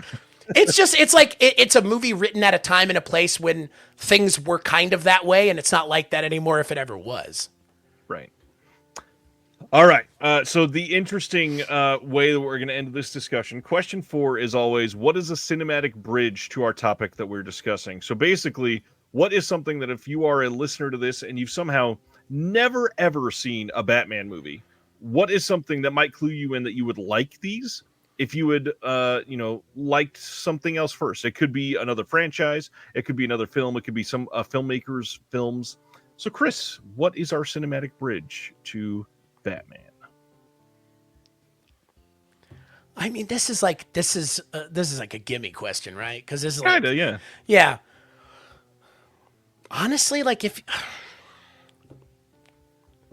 how do you approach someone and say, you want to watch a Batman movie? What do you like? Like, if you're into action movies, if you're amenable to big, over the top kind of action movies, like if you're into action movies, how have you not seen a Batman movie? Right. I wouldn't point you at the Chris Nolan stuff because it's not what you're going to expect.